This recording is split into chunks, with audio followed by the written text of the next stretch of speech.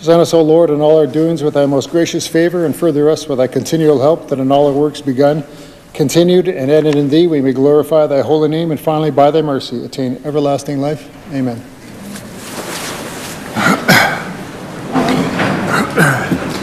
Introduction of guests. I recognize the Minister of Parks, Culture, and Sport. Thank you very much, Mr. Speaker. I request leave from members for an extended introduction. Ministers requested leave for the extended introduction. Is leave granted? Recognize the Minister. Thank you very much, Mr. Speaker. In your gallery this afternoon, we have quite a crew of football players from Miller Comprehensive here in Regina, Saskatchewan. It's a bigger group than I expected. I'm not sure if they wanted to come see us at the ledge or miss fourth period, but to each their own. As Minister responsible for sports, it's a great distinct pleasure to introduce them as the 4A provincial football champions for this year.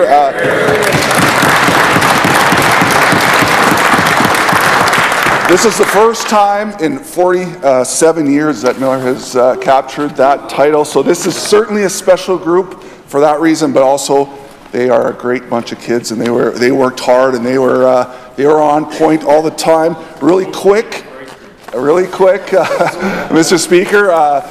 O-line tends to be in anonymity, so I'm just going to mention the guys, my guys that I got to work with closely: Ethan Vibert, Blake Ackerman, Wiley Marcinku, Nick Makowski, who else? Michael Clow. I think I got them all. I was able to have two boys on the team. Ryan is also up there as well, Mr. Speaker. I expect great things from these young men in the football sphere, but also in life because of the experience they've had on this team. Couldn't be done, of course, without the coaches who volunteer so many hours towards this team, Mr. Speaker. On staff at Miller is Mr. Coos. Dean Coos is the head coach. He's been at it for decades here in Regina. Chris Stug, Brant Ubik, Corey Bellaberta, I don't think he's here this afternoon, and Perry Pachkowski are on staff. Parent coaches, Marta Lemieux was a film guru on our team, very important part. Steve Sombach, Colin Erickson, and a couple coaches with no kids on the team. Kevin Payson is not here, but Matt Pfeiffer made it down this afternoon. So we thank them all. Mr. Speaker, this is a great example of what we have here in our great province and things we value. We value our youth. We value our sports, our competitive sports. Football is particularly important in our province, as we all know. And of course, this group embodies that, the grassroots of that importance. But again, it couldn't happen without all the volunteers that I just mentioned. So I told the kids they'll always remember those big games, Mr. Speaker. I hope they remember today as well. It's time they got to come down to the ledge and visit with us, Mr. Speaker. But I ask all members to help me welcome this crew to the ledge today.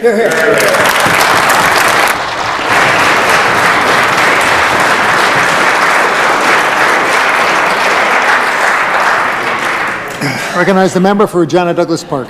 Mr. Speaker, to you and through you, I'd like to join with the Minister in welcoming and congratulating Miller High School football team, being from the Millers in the great constituency, my constituency of Regina Douglas Park. So it's fantastic to see all of you here.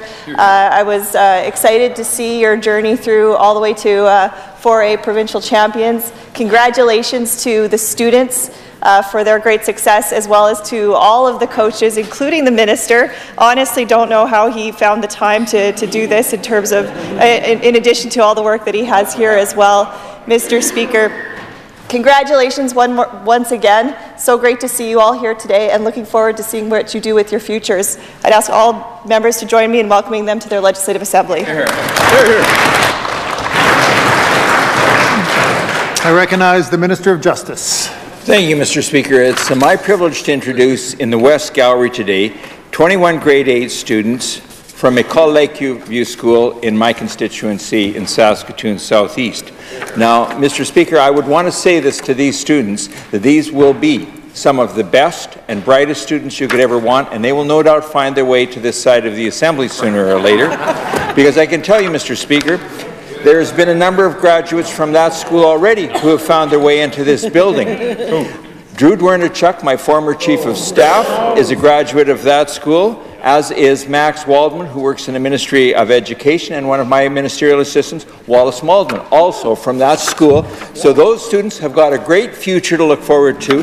They are accompanied today by their teacher, Jennifer Hogg, so I want to welcome all of them to the Ledge today. They will be meeting with one of my colleagues, Hugh Nerleen, later, another member later today. Won't mention by name, Mr. Speaker. And Mr. Speaker, they will all have, I'm sure, a great visit, and I want to welcome them to the legislature. And on behalf of all of us, ask all members to join in welcoming them.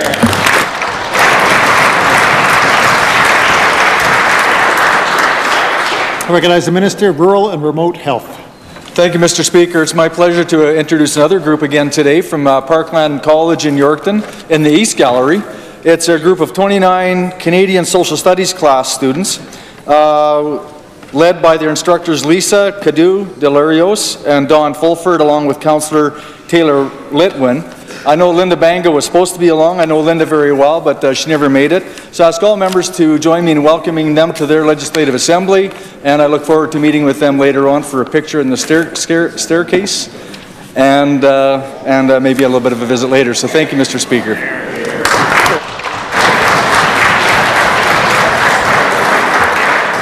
I recognize the member for Cypress Hills. Thank you, Mr. Speaker. It's my pleasure to introduce a group of grade 9 to 12 students from the town of Fox Valley in the Great Southwest Senior Girls Volleyball Team in the West Gallery. I'd like to introduce Laura Wild, Jared Liam, Shelby Hudick, Dawson Eckert Boyer, Mandy Jackstein, Tara Grant, Olivia Hudick, Haley Wagner, and Michaela Hurton, and their coach named Kendra Liam, Pat Wild, Sean Checkley, the mayor of Fox Valley, and his wife Jenna, and their two children, Tenley and Jace. Also parent chaperones Laura Wagner, Janelle Grant, Carrie Hudick, Lori Herrick, and Tara Jackstein. And also, along with them today is my CA, Twyla Wedrick. Welcome to your house.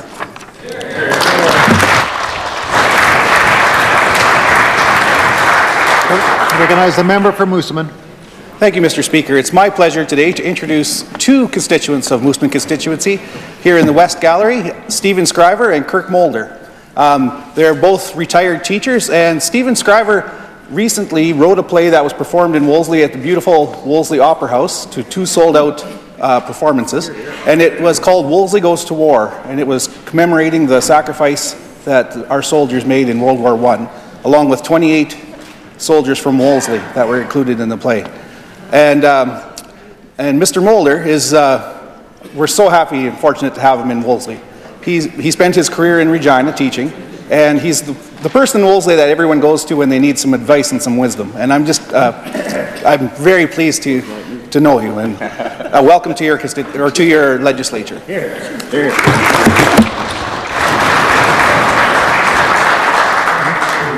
Recognize the member for Regina Northeast.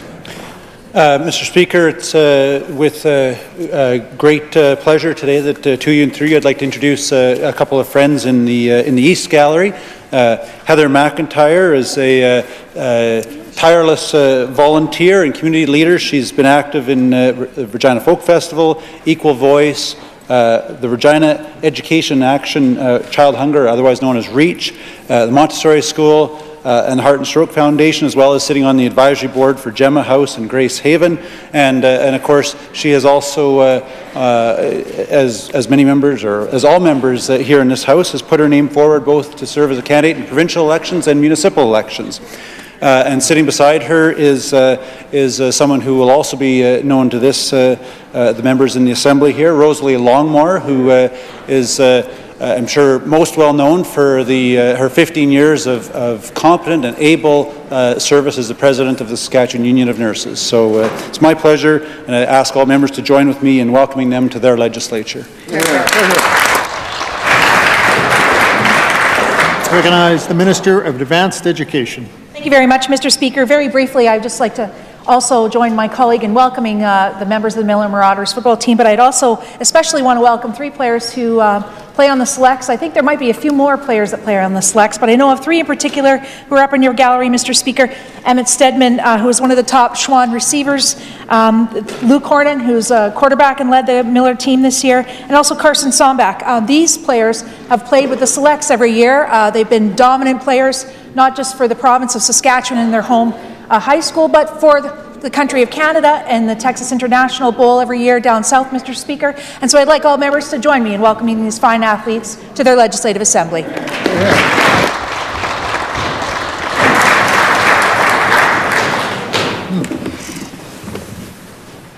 Presenting petitions. Recognize the member from Moosomin. Thank you, Mr. Speaker. I'm pleased today to rise to present a petition from the citizens who are opposed to the federal government's decision to impose a carbon tax on the province of Saskatchewan. I'd like to read the prayer. We in the prayer that reads as follows, respectfully request that the Legislative Assembly of Saskatchewan take the following action: to cause the government of Saskatchewan to take the necessary steps to stop the federal government from imposing a carbon tax on the province. Mr. Speaker, this petition is signed by citizens of Red Earth, Carrot River, and Prince Albert. I do so present.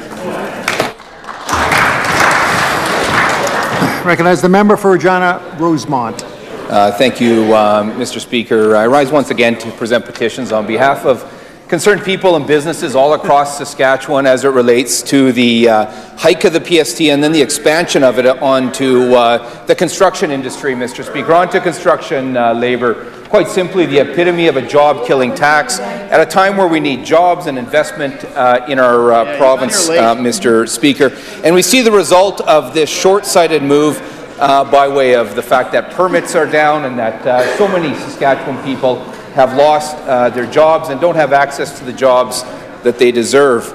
The prayer reads as follows. We in the prayer that reads as follows respectfully request that the Legislative Assembly of Saskatchewan call on the Sask Party government to stop saddling families and businesses with the costs of their mismanagement and immediately reinstate the PST exemption on construction and stop hurting Saskatchewan businesses and families. These petitions today are signed by concerned citizens of Regina. I so submit. I recognize the member for Saskatoon, Newtana. Thank you, Mr. Speaker. Today I'm rising to present a petition calling for a public inquiry into the GTH land deal. The people who signed this petition would like to bring to our attention the following. The Sask Party has refused to come clean on the GTH land deal, a deal where Sask Party insiders made millions flipping land and taxpayers lost millions. The Sask Party continues to block key witnesses from providing testimony about the land deal, and it is Saskatchewan people who have footed the bill for the GTH land deal and deserve nothing less than the truth. I'll read the prayer. We in the prayer that reads as follows, respectfully request that the Legislative Assembly of Saskatchewan call on the Sask Party to stop hiding behind partisan excuses and immediately call for a judicial inquiry and a forensic audit into the GTH land deal. Mr. Speaker, the individuals signing the petition today are from the City of Moose Jaw. I do so submit. I recognize the member for Saskatoon Centre. Thank you, Mr. Speaker. I rise today to present a petition to get big money out of Saskatchewan politics. And the undersigned residents of Saskatchewan want to bring to our attention the following. That Saskatchewan's outdated Election Act allows corporations, unions, and individuals, even those living outside of the province, to make unlimited donations to our province's political parties. And we know that people of Saskatchewan deserve to live in a fair province where all voices are equal and money can't influence politics.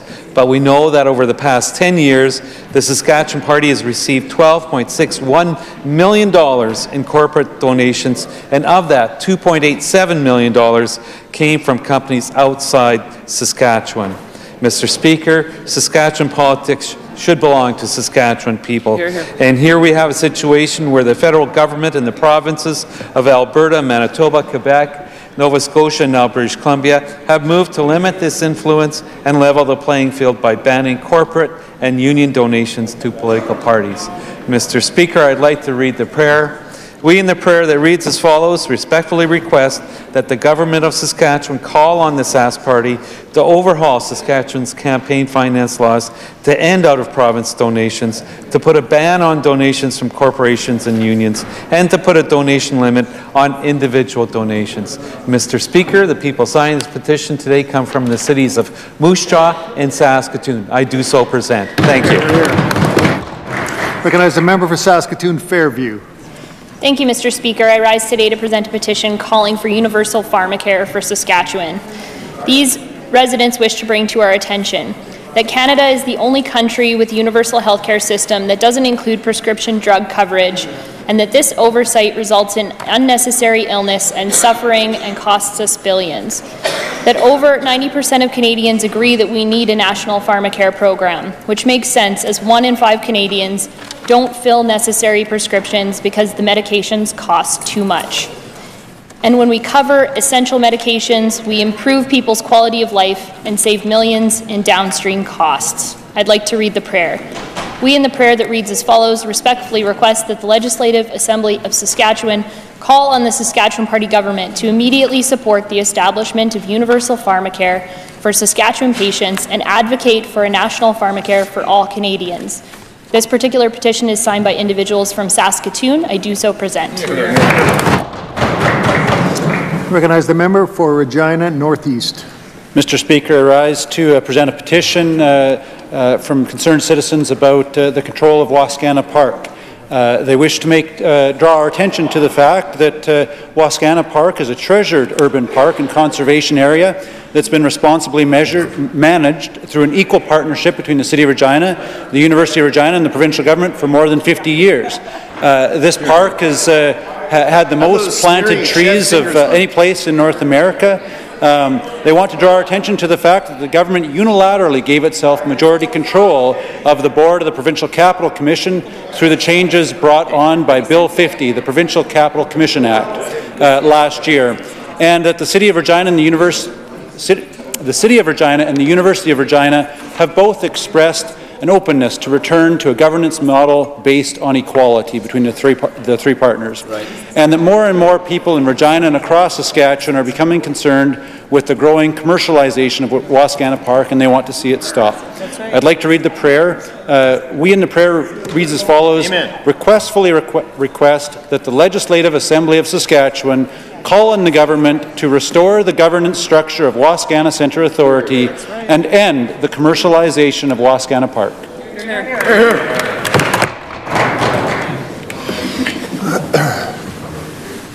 Reading and receiving petitions. Statements by members. Recognize the member for Regina Douglas Park. Thank you, Mr. Speaker. I would like to recognize some of the great events that happened in my constituency this summer. 3 community organizations in my constituency all had community cleanup events. It was wonderful to see community board members, staff, and residents coming together to keep their neighborhoods safe and beautiful. I'd like to thank the executive directors of the Heritage, Eastview, and El Ritchie Community Associations, Shayna Stock, Caitlin Kostiak, and Jen Moffat, and the volunteers for organizing these events. Here, here. The Heritage Community Association held their annual Harvest Moon Festival on September 15th.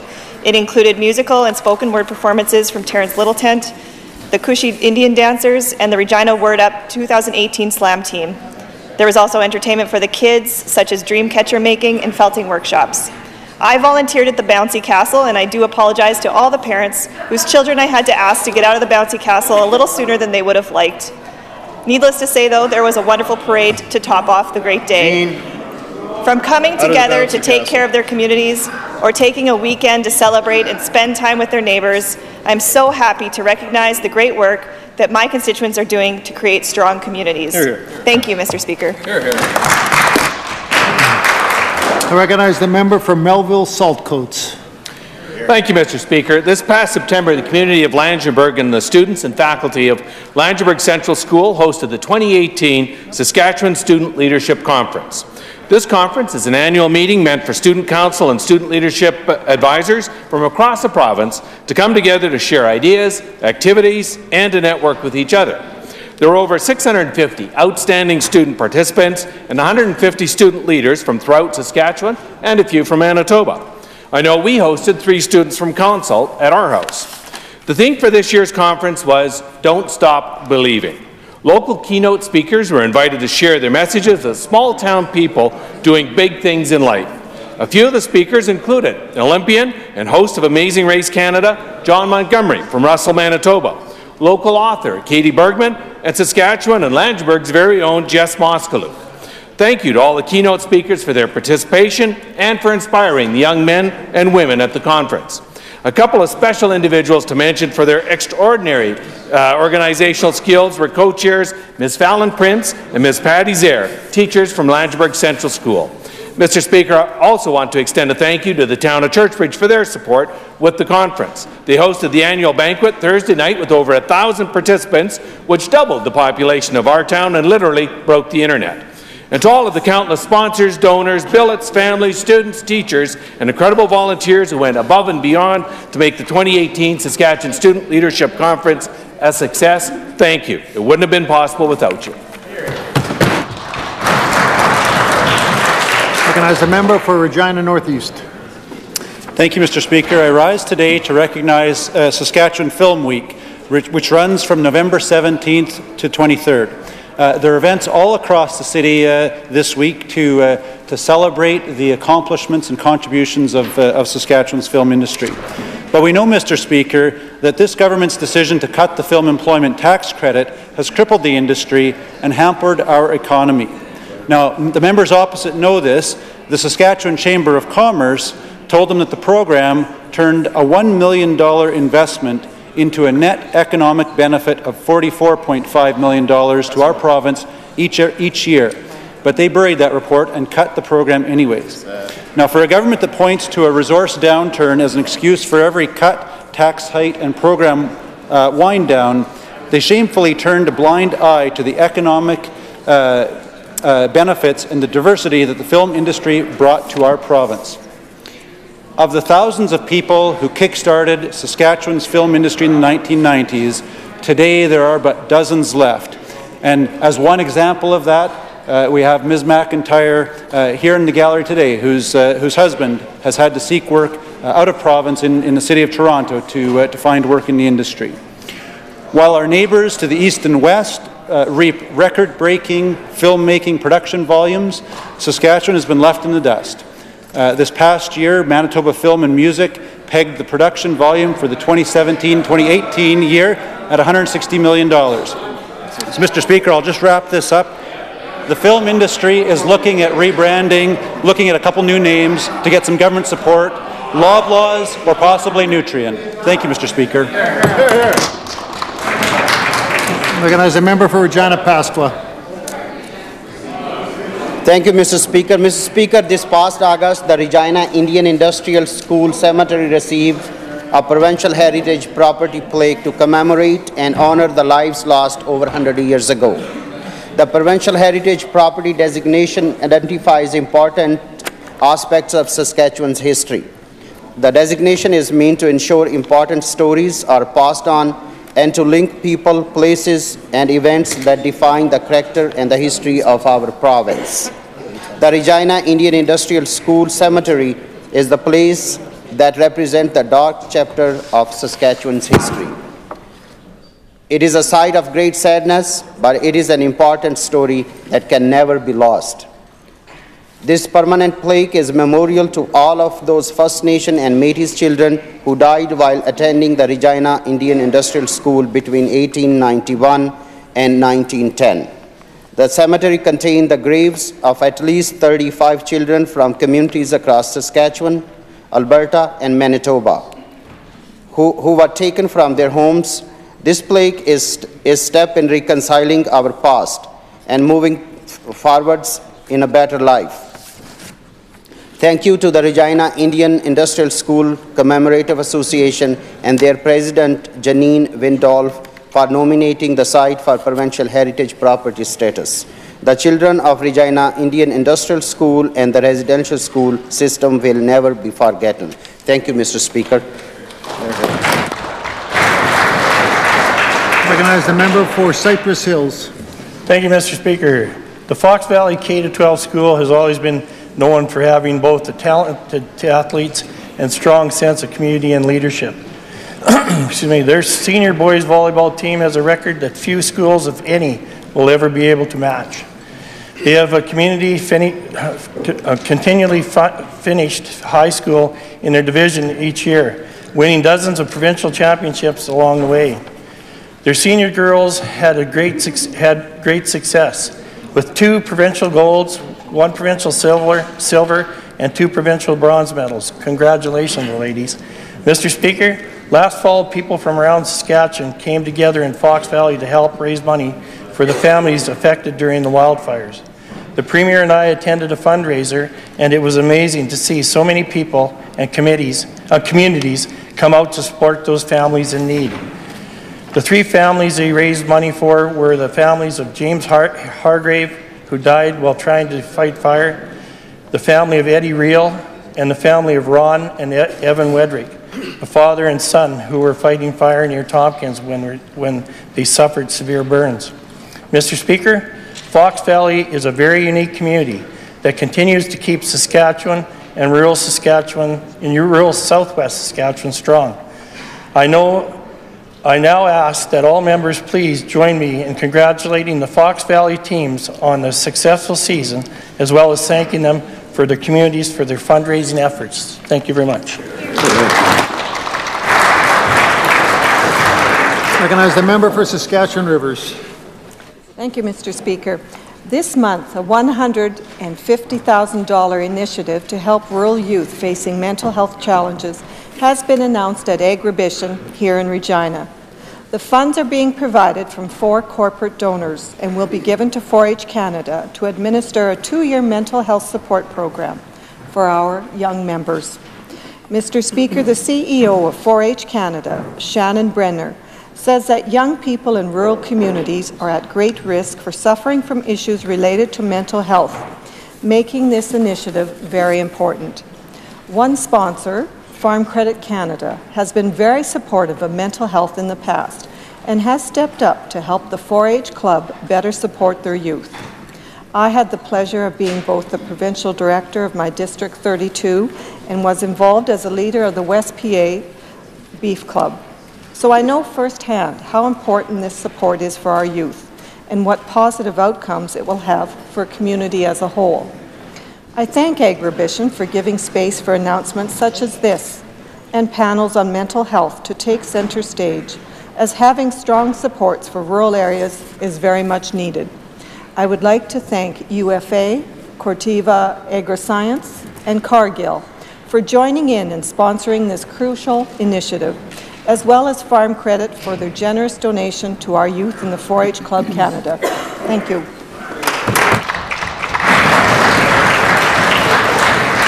Recognize the member for Regina Wall Shakers. Thank you, Mr. Speaker. Mr. Speaker, last week I had the honor to attend the 40th anniversary of St. Josephat School in Northwest Regina. I was pleased to have my colleague from Regina Rosemont, along with my colleague from Regina Rochdale, in attendance as well, and thank them for sharing our passion for education. Chief of Police Evan Bray was the keynote speaker. Chief Bray had guests in attendance laughing at some very funny stories, as well as sharing some wonderful insights into leadership. The Chief shared 5 principles of leadership he has learned over the years. Number 1, communication is a two-way street. Number 2, relationships. Continue to build relationships. Number 3, opportunity is everywhere. You just have to look for it. Number 4, perspective. Always maintain your perspective. And number 5, whatever you do, always have fun.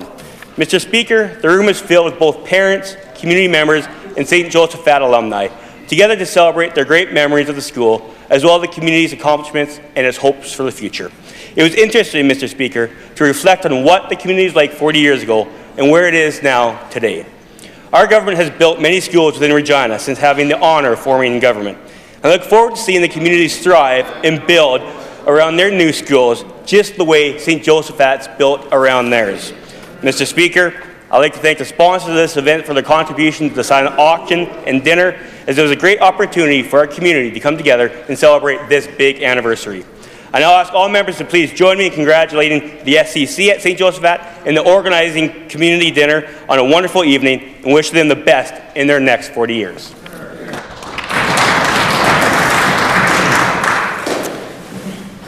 Question period. Recognize the Leader of the Opposition. Thank you, Mr. Speaker. Saskatchewan people expect consistency and transparency from their government. However, the Premier seems to be learning on the fly when it comes to the issue of vendor-sponsored travel junkets for public employees. Now, this is a bit surprising, considering that this practice has been going on for years and that serious allegations were reported to the ministry at least 7 months ago. Allegations that should have spurred an immediate government-wide review of policies and practices and action to address the problems identified. One of the individuals at the heart of this junket for contract scandal told CBC News last week that he was offered an all-expenses-paid trip to a conference in Texas, and that employees of the Regina Capel, Prairie North and Saskatoon health regions were also going on that trip. The Premier told this House that as of Monday, his government had found no other instances of such travel among employees of government ministries and agencies. So, Mr. Speaker, did the Regina Capel, Prairie North and Saskatoon health region employees have their travel paid for by vendors? And if so, how can the Premier maintain that there's been no vendor-paid travel outside of eHealth? I recognize the Premier. Mr. Speaker, I thank the member opposite for the question. I would just encourage him as well, as he may have some to add to this conversation, Mr. Speaker, that he adds it, and he can report that, Mr. Speaker, as we know. But as I said earlier this week as well, Mr. Speaker, I've asked my deputy minister to do a review of vendor-sponsored travel in executive government, and he's currently working with the other ministries and agency heads across government to see if there have been instances of vendor-sponsored travel, Mr. Speaker. And if he finds any vendor-sponsored travel in violation of government policy, Mr. Speaker, we will endeavour to release that list, Mr. Speaker. Until then, I'm not going to prejudge the results of that review. I'm going to allow my deputy minister to do his work, Mr. Speaker. And if there, as I said, if there are any instances of vendor-sponsored travel that are in violation of the government policy, Mr. Speaker, we will endeavour to release that list. Recognize the Leader of the Opposition. Mr. Speaker, I appreciate that commitment to share the information once that review has been completed. Mr. Speaker, in committee this spring, the then acting CEO of eHealth, Kevin Wilson, indicated that one option was to turn the eHealth investigation over to the City Police or to the Commercial Crimes Unit of the RCMP. He indicated that the police could make a determination of whether there was sufficient evidence or whether it was in the public interest to proceed with prosecution. Given that eHealth is about to take on an unprecedented role in health IT delivery for the entire province as part of amalgamation, it makes sense to clear the air on exactly what's gone on within that agency and not to take at face value the conclusion from a report the minister refuses to share. Mr. Speaker, were the investigation findings shared with either the municipal police or the Commercial Crimes Unit of the RCMP, and is the RCMP investigating any other aspect of the operations of eHealth? I recognize the Minister of Health. Mr. Speaker, my understanding at this time is it wasn't shared with the police because the outside law firm that was contracted to look into the matter gave advice to the Board of Directors that it wasn't criminal, Mr. Speaker. They told them at the time, however, it was considered a serious breach of code of conduct, and it warranted dismissal, so that was the action the Board of Directors and senior management took. As far as the point that the member opposite is making to make sure there's appropriate due diligence in this, Mr. Speaker, everything related to this situation is being turned over and has been turned over to the provincial auditor, and if she makes any recommendations, certainly, Mr. Speaker, we'll look at those very seriously. Thank you, Mr. Speaker. Recognize the Leader of the Opposition. Thank you, Mr. Speaker. Back in May of this year, the Premier announced his government's decision to privatize the food services at the cafeteria here at the Legislative Building. The explanation was that the cafeteria was apparently losing too much money. Ironically, this government found thousands of dollars to renovate the cafeteria after that choice. But apparently paying a decent wage to the folks who work hard to prepare and serve meals in this building is too much for this government. Mr. Speaker, it's the small things, the way that we treat the people around us, that say the most about our character. I wrote to the Premier and the Minister for Central Services this spring, urging them to cancel or delay this privatization. I received no reply. Mr. Speaker, will the Premier stop this privatization? And if he won't do that, will he at the very least take the necessary steps to make sure that none of the staff in the cafeteria will lose their job or face a pay cut as a result of this privatization. I recognize the Minister of Central Services.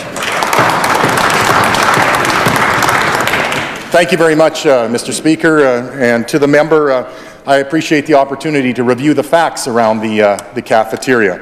The Dome Cafeteria is the last government-run cafeteria. It has been subsidized. It lost $33,000 in 2016 and $39,000 in 2017. In keeping with our want to make sure that every taxpayer's dollar is accounted for, we looked at alternate operating areas that we could go forward with. And certainly we went out to the private sector and did an RFP, and we have some very good news that we'll be reporting in the future. But Mr. Speaker, make no mistake, the well-being of cafeteria staff has been, always has been, and will be in the future of utmost concern to this government. Thank you, Mr. Speaker. I recognize the Leader of the Opposition. Thank you, Mr. Speaker. Just to reiterate, the question was, the concern expressed is very nice, but the question was clear. Will these workers lose their job or face a pay cut, or will the Premier commit to protecting these workers and their roles? Hear, hear. Recognize the Minister of Central Services. Thank you very much, and Mr. Speaker, again to reiterate the well-being of the staff. We are very well served by the staff in the cafeteria here. Has always been the utmost concern. We looked at cafeterias around government, and one by one, they have been moved to a different operating procedure. That's what we're doing at the legislature here. What we have done is spent $13,000, which I think is a very modest amount, to upgrade the cafeteria. And as I indicated earlier, we'll have some very good news in the very near future about the future of the operations of the cafeteria. Thank you, Mr. Speaker. Recognize the member for Regina Elphinstone Centre. Again, Mr. Speaker, a lot of fine words, but no commitment to the workers in terms of a pay cut. Because we know when it came to the cleaners, Mr. Speaker, the operation was to fire them, have them apply for their jobs back, Mr. Speaker, at 2/3 the pay. Right. We want to guarantee that that's not going to happen with these workers, Mr. Speaker. On another worker front, Mr. Speaker, last week in the Assembly, Sask Party members had some pretty interesting things to say about the idea of raising the minimum wage to $15 an hour. The member from Kindersley shared his concern that, quote, "We need the minimum wage kept relatively low so to provide an upside for more skilled and demanding positions. If you move the minimum wage up, everything else goes with it." Close the quote. Does the Minister of Labour share his colleague's concern that a minimum wage might lead to higher incomes for everyone, and why won't this government get behind the idea of a $15 an hour minimum wage for Saskatchewan people? I recognize the Minister of Justice. Thank you, Mr. Speaker.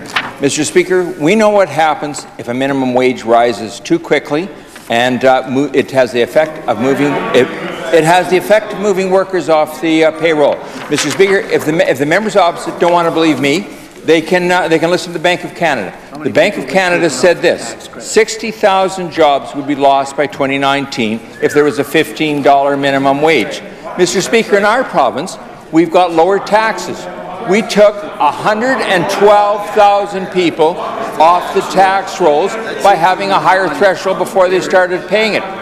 We also have, Mr. Speaker, lower brackets on what the income tax actually is, so that workers pay less tax, so we're equivalent to what a lot of other provinces. Mr. Speaker, we are always committed to the workers in our province, unlike the members opposite that just want to create problems.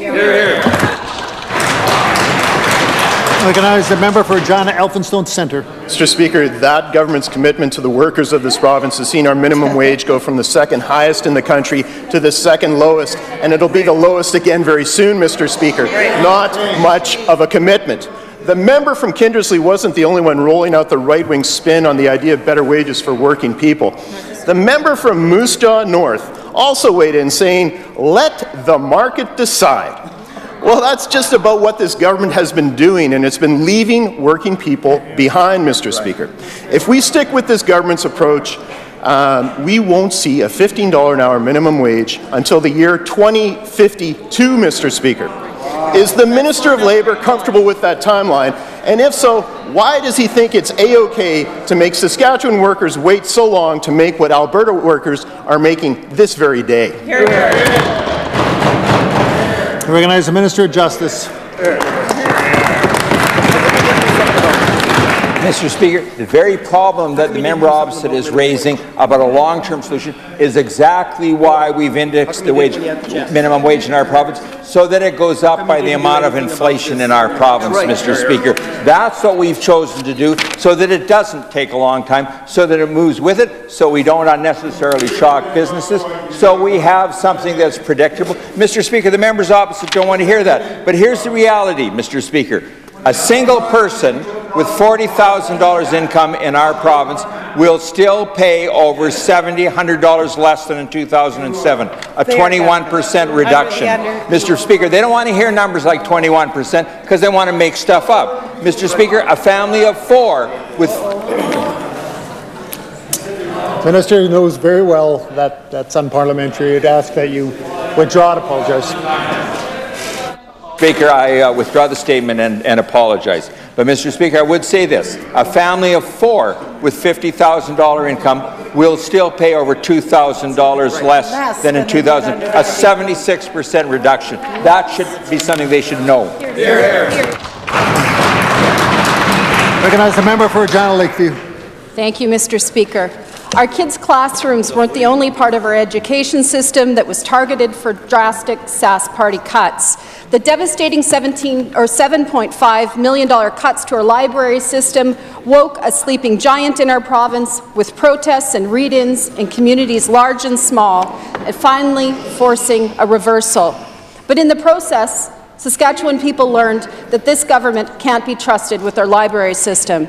When the Sask Party announced that they were doing a review of the library system, we sent an FOI for all the submissions it had received. And strangely, the response we received said that those records don't exist.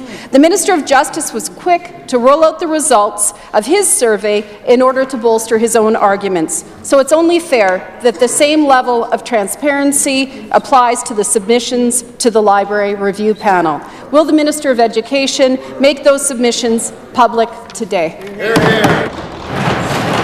I recognize the Minister of Education. Well, Mr. Speaker, after that particular budget, Mr. Speaker, the government listened to issues that came out from the library sector, Mr. Speaker, and those funds were returned to those budget lines, Mr. Speaker.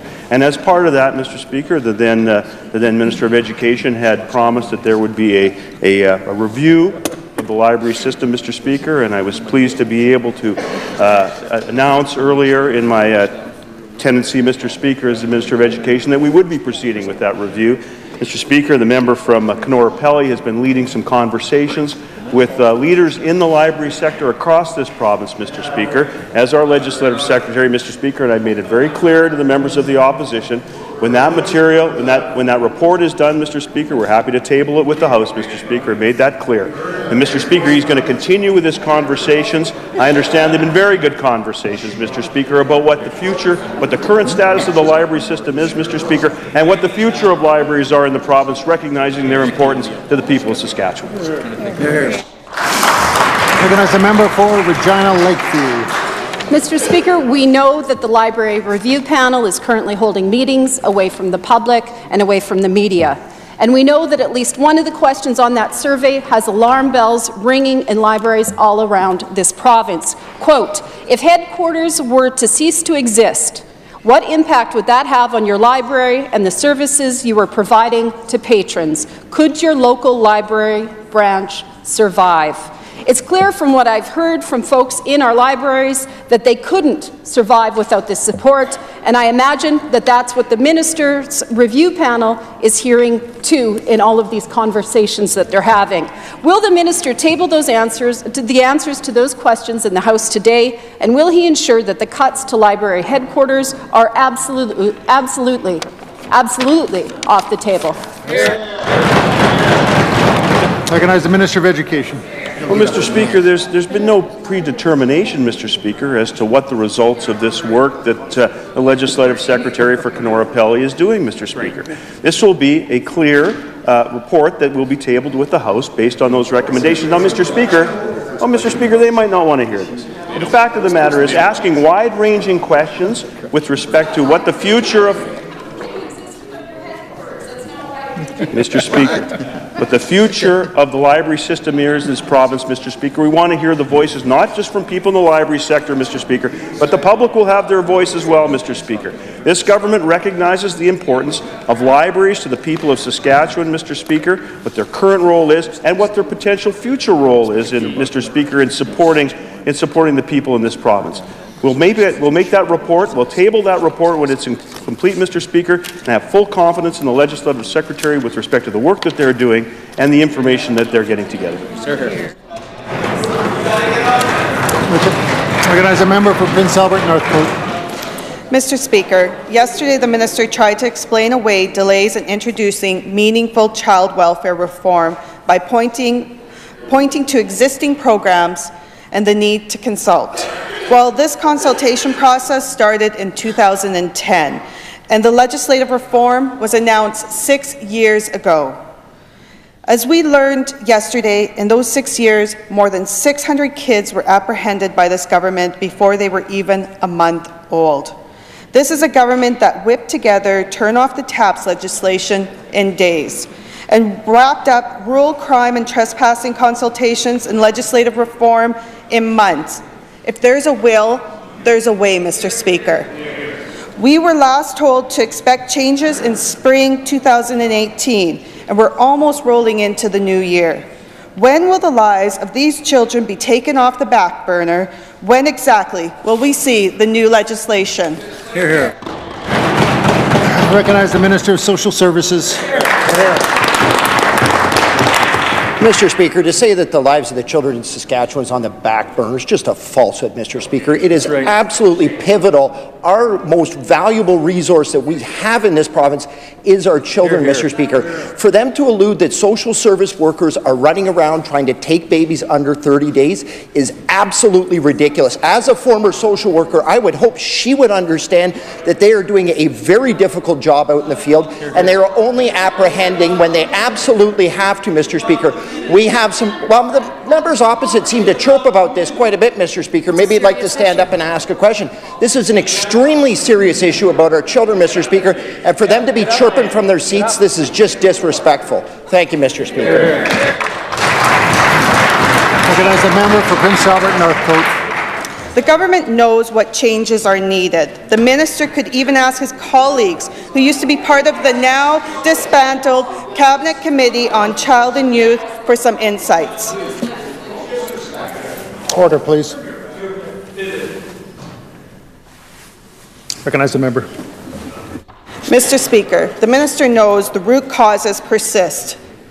Poverty, mental health and addictions, the legacy of residential schools, and parents who themselves grew up in this broken system.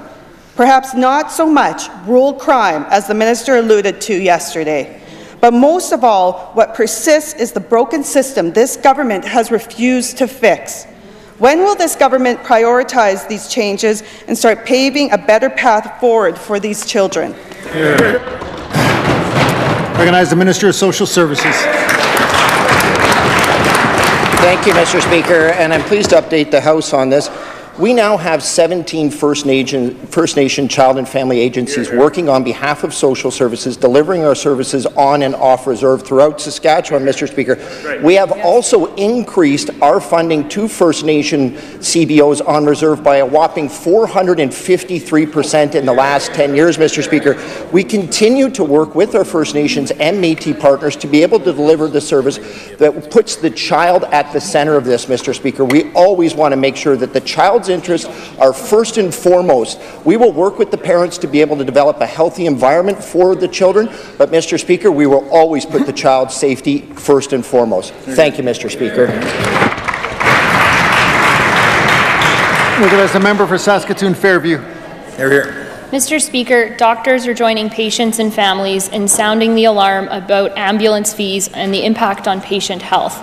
Earlier this month at the Saskatchewan Medical Association's Fall Representative Assembly, a physician practicing out of Gull Lake described a situation where she personally paid the ambulance bill for a young woman who had attempted to take her own life.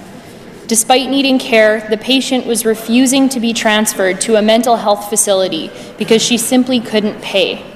This doctor said she sees patients every week who don't go to the hospital because they can't afford it. This simply should not happen in a province as prosperous as ours. Again, will the minister commit to scrapping interhospital transfers and finally get us on par with every other jurisdiction in this country? Hear, hear. Hear, hear. Recognize the Minister of Rural and Remote Health. Thank you, Mr. Speaker. When we look at a cross-jurisdictional comparison with Saskatchewan, we see that we're about middle of the pack. Some provinces cover more, some cover less, Mr. Speaker. We've made some choices in this province to cover other things within our medical health, within our budget under health, to prioritize. We understand that some of the struggles that some of these ambulance fees do incur. That's why we do cover well over 70% of road ambulance fees. We cover around 90% plus of air ambulance fees, Mr. Speaker. We know that outside of that, if it's a road accident, SGI will cover. We know that if it's a workplace accident, WCB will cover. And a lot of people do carry insurance that will cover some of the extra costs. So out of all those ambulance bills, about 15% may be picked up by people in the general public, Mr. Speaker. But when it comes to high ambulance fees, we would always encourage people to call 911 to take the ambulance. The Saskatchewan Health Authority will work with clients when it comes to the cost of their ambulance. They will absorb some costs from time to time. We do have support service costs for support service programs for seniors and for low income, Mr. Speaker. I look forward to more questions so I can give some more detail. Recognize the member for Saskatoon Fairview.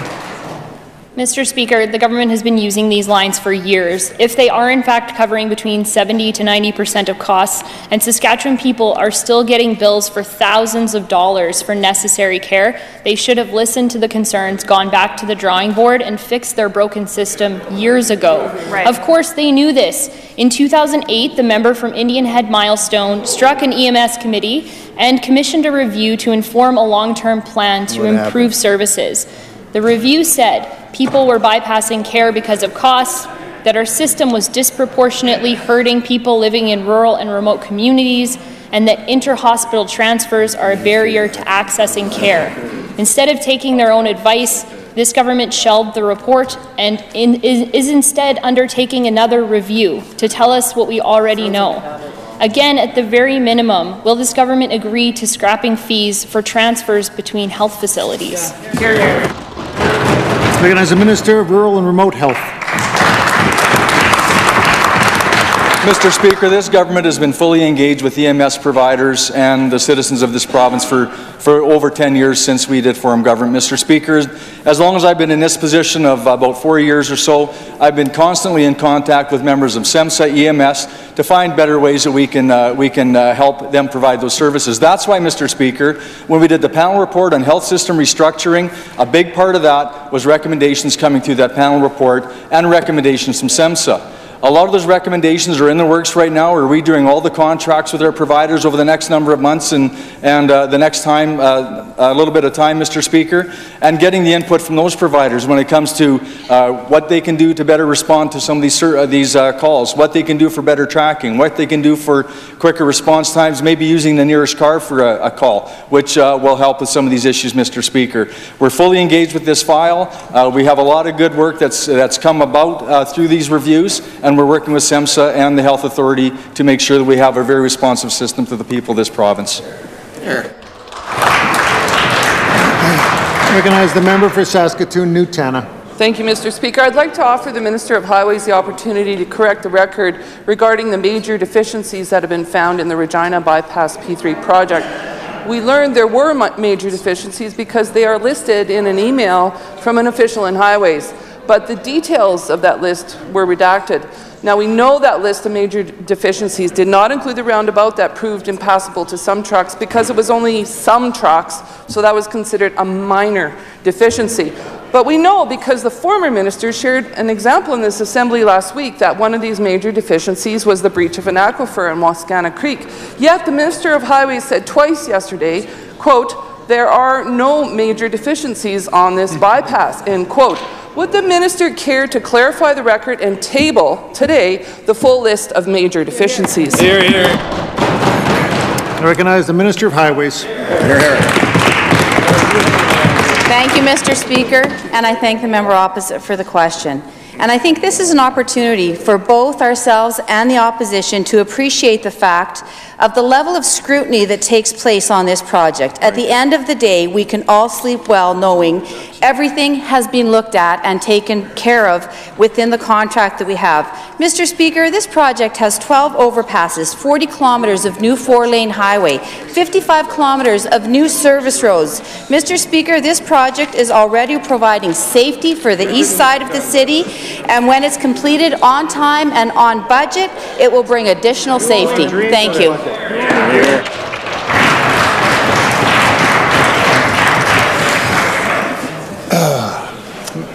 Ministerial statements. Introduction of bills. Item number 1, the Honourable Mr. Morgan. As the Minister. Mr. Speaker, I move that Bill number 153, the Saskatchewan Employment Leaves Amendment Act 2018, be now introduced and read a first time. It's been moved by the Minister that Bill number 153 be now introduced and read a first time. It's a pleasure of the Assembly to adopt the motion. I agree. Carried. First reading of this bill. When shall this bill be read a second time? Next sitting of the Assembly, Mr. Speaker. Next sitting. To the Honourable Mr. Morgan. Yeah, I've got it. Correct the record. I've got it. I've got it. Thanks, buddy. I've got it. All right. Sorry. Recognize the Minister. I was waiting to see whether you're going to require me to repeal something or apologize. So, in any event, Mr. Speaker, I move that Bill number 154, the Intestate Succession Act 2018, be now introduced and read a first time. It was moved by the Minister that Bill number 154 be now introduced and read a first time. Is it the pleasure of the Assembly to adopt the motion? Carried. First reading of this bill. When shall this bill be read a second time? I recognize the Minister. Next sitting of the Assembly, Mr. Speaker. Next sitting.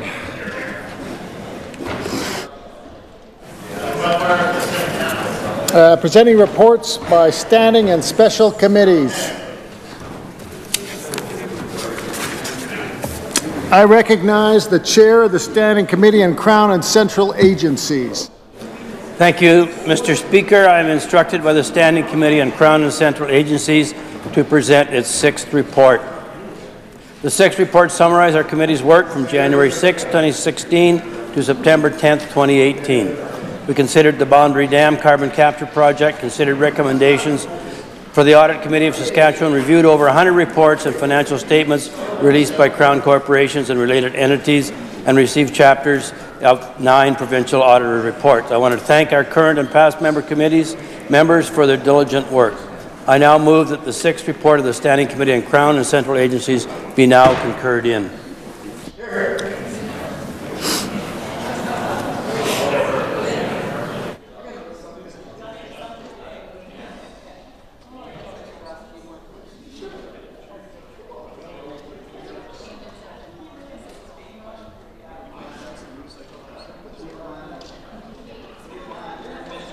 Thank you very much.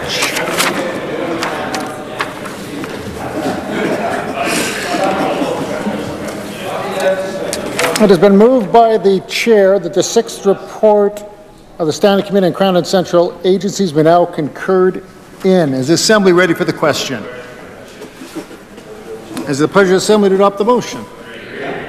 Carried.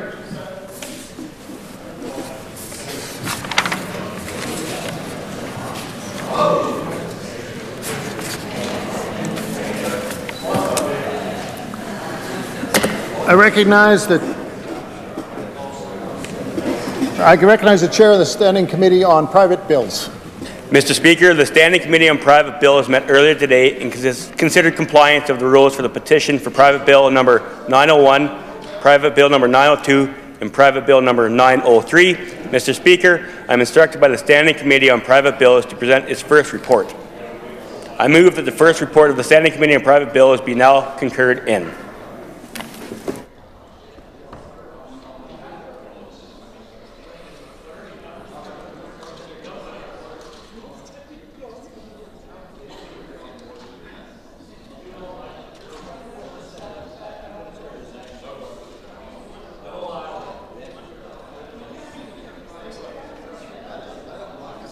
Excellent.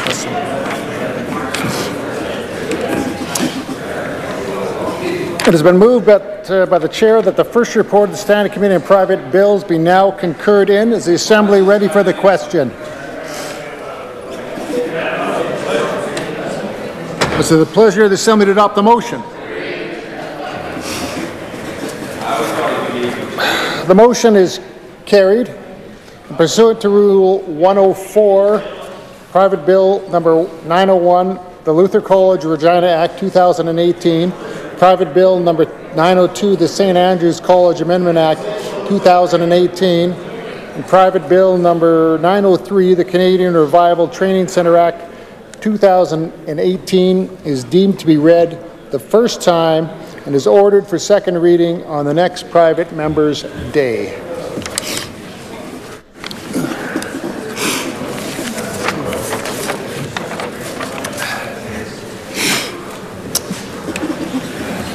Orders of the day. Why is the Leader of the Opposition on his feet? To make a personal statement. Leader of the Opposition has asked to make a personal statement. Is leave granted? I recognize the Leader of the Opposition. Thank you, Mr. Speaker. I wanted to correct the record. During question period, I referred to the acting CEO of eHealth as Mr. Kevin Wilson. He had previously been the acting CEO at the time of the quote that I was referencing. The acting CEO was Max Hendricks. I apologize for the error. Thank you for your correction.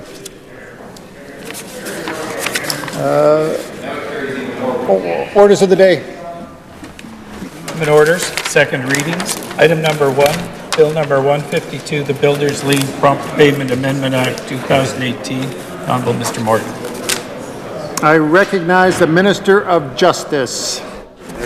Mr. Speaker, I rise today to move second reading of the Builders Lien Prompt Payment Amendment Act 2018.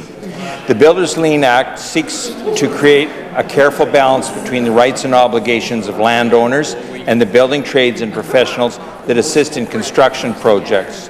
The Act establishes a mechanism by which persons involved in the construction industry can claim and register a lien to secure payment for materials and services provided, but does not include provisions respecting payment delays. Mr. Speaker, this bill will amend the Builders Lien Act to add 2 new parts to create a prompt payment scheme and an interim adjudication process. Introduction at this time will allow for the broadest possible consultation prior to occur respecting the proposed provisions and their scope of application. Interested parties and organizations are encouraged to review the proposed bill and provide their comments. A new Part 1.1 will establish a prompt payment scheme. If an owner receives the proper invoice as defined in the bill, the owner will have 28 days to pay the contractor, failing which interest will accrue. If the owner disputes the proper invoice within 14 days of receipt, the dispute may be resolved through adjudication. Both new parts will provide for exceptions from their application to provide persons or classes of persons set out in the regulations. A new Part 2.1 will establish an adjudication process for disputes, including but not limited to payment disputes. The new provisions create the Adjudication Authority, which will be designated by the Minister as the body entitled to train and qualify adjudicators. The new provision will establish how adjudications will be conducted by adjudicators, as well as timelines that must be followed.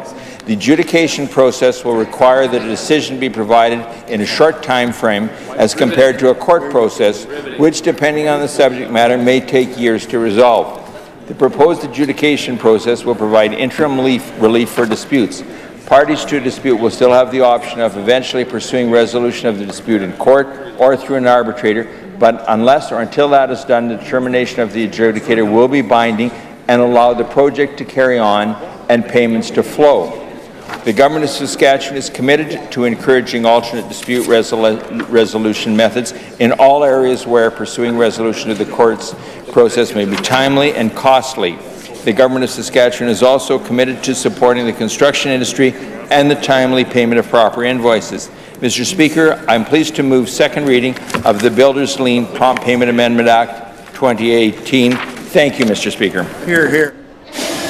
It has been moved by the Minister that Bill number 152 be now read a second time. Is the Assembly ready for the question? I recognize the member from Athabasca.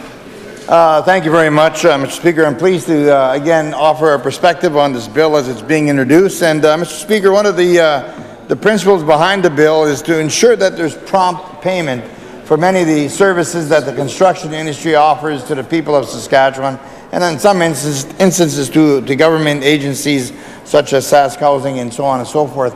So, Mr. Speaker, I understand that this legislation is encompassing all construction projects that are being undertaken by organizations throughout the province and associations that represent a lot of the building trades and the construction people in general. I would point out, Mr. Speaker, in principle, the opposition certainly views the value of prompt payment, as we've been subjected to numerous stories by the construction industry of how there's been just onerous delays in making sure that they're paid for their services. Mr. Speaker, this is something that has got to be addressed over the long haul, because there's a number of factors that are hurting our construction industry in general, and most damaging, destructive process right now, Mr. Speaker, is the increased PST on construction projects, Mr. Speaker. This is obviously hurting the industry a tremendous amount. So we want to point that out to the people of Saskatchewan. The prompt legislation, and this is the purpose, I guess, and the reason why we would rather consult and listen to the home building industry themselves, the construction people themselves, because I think the Saskatchewan Party government has really betrayed their trust. I think the Saskatchewan Party has really betrayed their past support for this government, and I think the Saskatchewan Party betrayed the economy of Saskatchewan by putting on a very unnecessary PST hike on many of the construction projects that are being taxed now, that were tax-free before.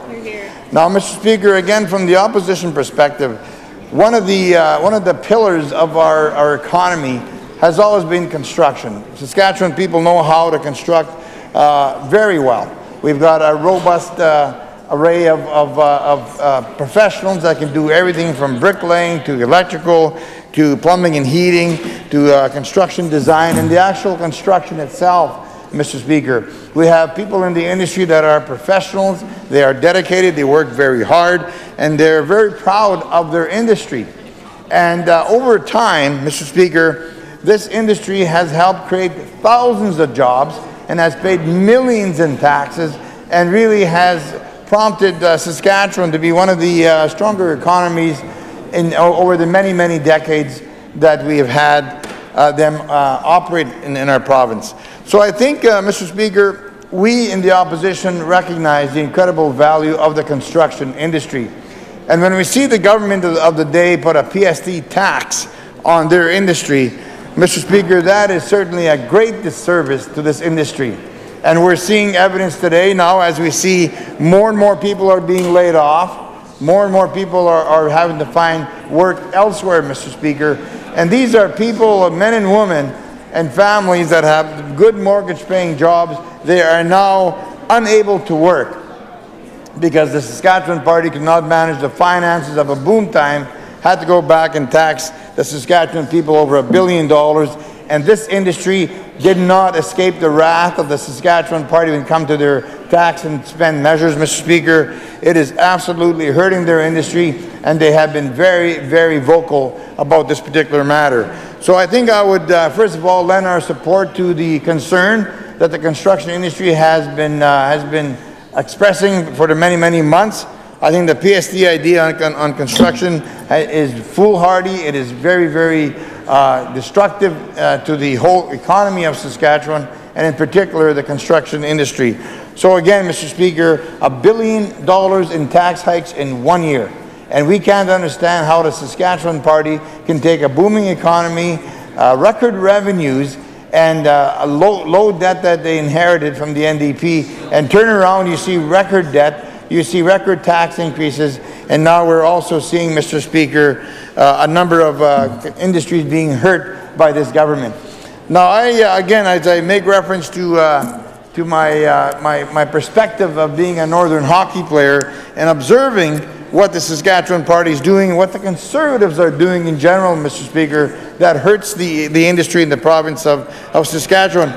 And then I become confused between what's happening in Ontario and what's happening here in Saskatchewan. We see that the Ontario Conservatives are providing leadership to this particular provincial Conservative Party in many, many ways, shapes, and forms. But then I turn around and I ask her, so why is it that the Ontario Conservatives are reducing taxes? They're reducing taxes over there, and that's going to come at a price. But then the Saskatchewan Conservatives are increasing taxes. And then I see the Conservatives in Ontario, they're saying, well, perhaps we don't need that many seats in the Toronto City Council. And then I turn to the Saskatchewan Conservatives, and they increase the amount of MLAs by 3. So you're either a Conservative or you're a Conservative. And people kind of get confused. They, what kind of Conservative are you? So we're sitting here, the Doug Ford wants less government and less taxes, and the Saskatchewan Party want more taxes and more MLAs. Like, you guys need to make up your mind what kind of Conservatives you are. So we go back to the point, the tax and spend Conservatives that you are,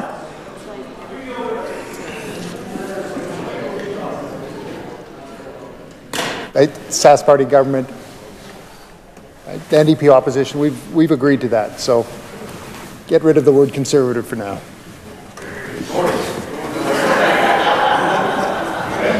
Very much, Mr. Speaker. I won't make reference to them as being Conservative anymore. I will make reference to them as the Sask Party government, Mr. Speaker. And I would point out that it is highly unusual and highly suspect as to why we have a right-leaning party that would be taxing incredible, bustling industries like the construction industry because they simply had a legacy and a decade of mismanagement, waste, and scandal, Mr. Speaker. And who's paying the price for that today, Mr. Speaker? It is the construction industry to this PST hike. And all they come across today are asking support for prompt payment, notwithstanding the fact that they have been inundated with this PST hike, and that really affects their business, it affects the economy, and they are very, very angry. I cannot understate the anger that the construction industry has with this particular government, Mr. Speaker, and that's why when it comes to bills of this sort, they have very little trust, Mr. Speaker. They have very little trust of this government, and all they ask this government to do, Mr. Speaker, all they ask this government to do is don't give us any surprises. And what happened, Mr. Speaker, after they wined and dined the Saskatchewan Party government, they betrayed that trust and started putting in this PST hike. Why? Because they couldn't manage their way out of a wet paper bag. And today, despite the fact that they had record revenues, they had to have record tax increases, and we end up with record debt. That's Tory math, Mr. Speaker, so I'm sorry if I made that linkage, and I apologize. I won't be doing that again in this response to this bill.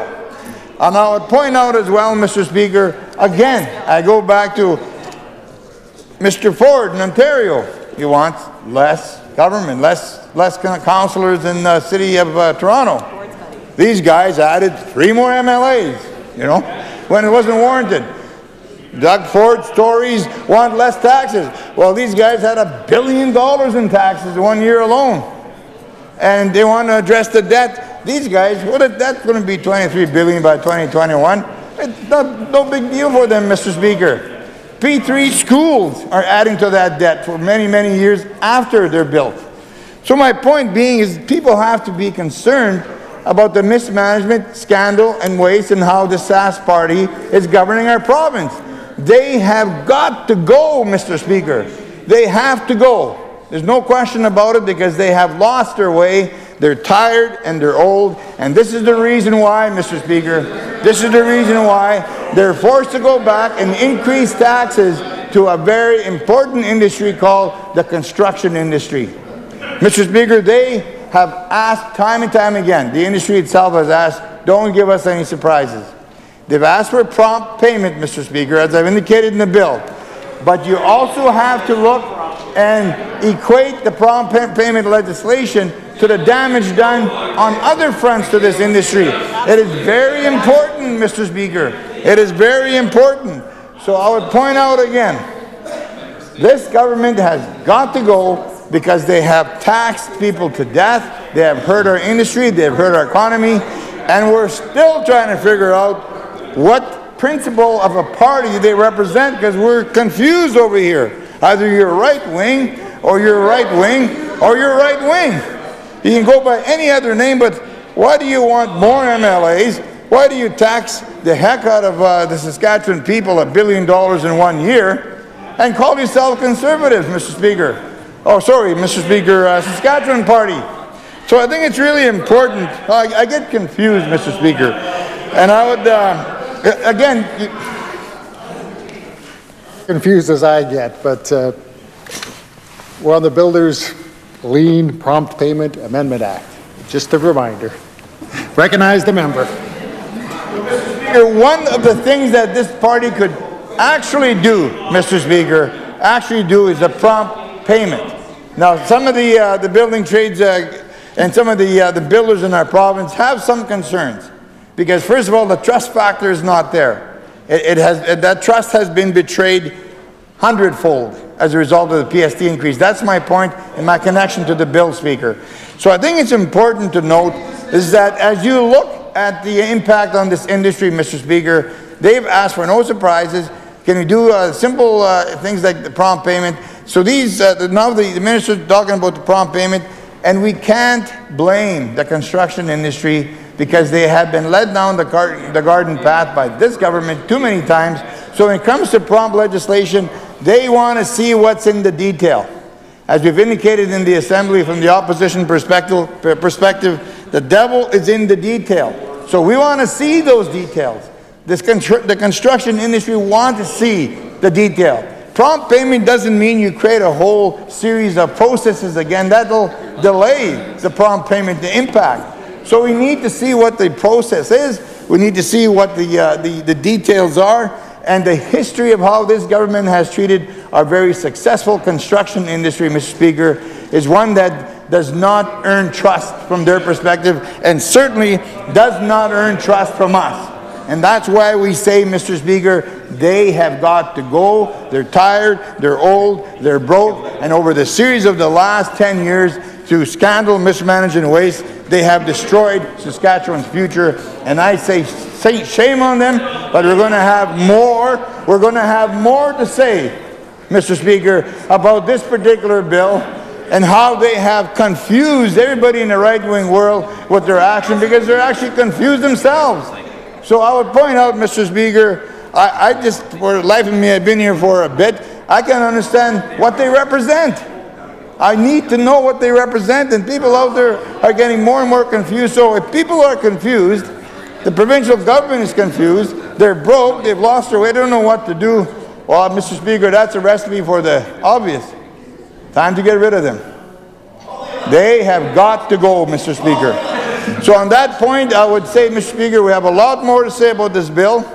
My colleagues have a lot more they want to add to this particular bill. So on that note, I will move that we adjourn debate on Bill 152, the Builders Lien Prompt Payment Amendment Act 2018. The members move to adjourn debate. Is it the pleasure of the Assembly to adopt the motion? Carried. Government orders, adjourn debates. Item number 13, resume debate on the second reading motion for Bill number 142, the Proceedings Against the Crown Act 2018.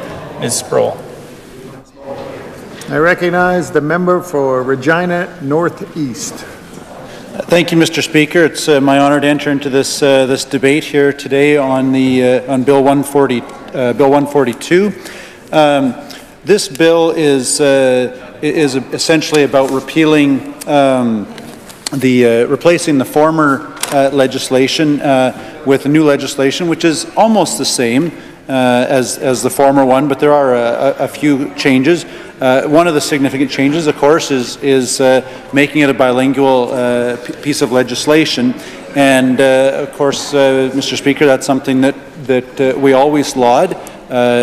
Both English and French are our official languages, and it's a part of access to justice to make sure that our legislation is as accessible as possible to speakers of both official languages. So that aspect is something I think that we can fully stand behind. There's another provision of this legislation that I'm a little more concerned about, and what that provision is, Mr. Speaker, is removing the ability to have a proceeding in which the relief of sought against the Crown tried by a jury. Mr. Speaker, juries are a centuries-old right under our the laws that we inherited from England, and I would submit that this is something that we should not trifle with lightly. I know the minister gave as a rationale for putting in this new section. He gave the rationale that juries hadn't been used in these type of proceedings for decades. But Mr. Speaker, just because something isn't used often doesn't mean that we should get rid of it. And as I'm sure the members opposite will agree with me, with this example, recently we had the example of this government invoking the notwithstanding clause. That's also something that's not used very darn often, but they felt that it was necessary not so long ago. And so, Mr. Speaker, I think that highlights the point that just because something isn't used often doesn't mean it should be done away with. And so I think it's of concern that we would be removing a centuries-old remedy, the right to be tried by a jury in this piece of legislation. With that, Mr. Speaker, I think those are all my comments on this bill, so I'll move that the debate on this bill be adjourned. Members move to adjourn debate. Is it the pleasure of the Assembly to adopt the motion? Carried. Government orders, adjourn debates. Item number 14, resume debate on the second reading motion for Bill number 143, the Proceedings Against the Crown Consequential Amendment Act 2018. Ms. Sproul. Recognize the member for Regina Northeast. Mr. Speaker, of course, this bill is the second part of that package to which I just spoke, and although my first set of comments were quite brief, there's probably not need to repeat them, seeing as how my colleague who will be speaking next is here and raring to go. But I would just reiterate that it's important, Mr. Speaker, that just because something is a centuries-old right is rarely used, that doesn't mean that it should be done away with. And again, I'd cite the example of the notwithstanding clause in the Constitution Act. Just because it's not used often, and I would submit it's appropriate that it not be used often, that doesn't mean that it should be gotten rid of. There may very well be circumstances when a jury trial would be fitting in a proceeding against the Crown, and I think it would be best if we left that remedy there in this new legislation. So. With that, Mr. Speaker, I move that the debate on this bill be adjourned. Members move to adjourn debate. It's the pleasure of the Assembly to adopt the motion. Carried. Government orders, adjourn debates. Item number 15, Resume debate on the second reading motion for Bill number 144, the Real Estate Amendment Act 2018. Mr. Permette. Recognize the member for Regina Rosemont. Thank you, Mr. Speaker. I enter into debate here this afternoon as it relates to Bill number 144, the Real Estate Amendment Act 2018. I'm certainly have read what the minister has suggested these changes are all about, and some of the how it sets out duties and objects of the Saskatchewan Real Estate Commission, how it changes some of the appointments of board members.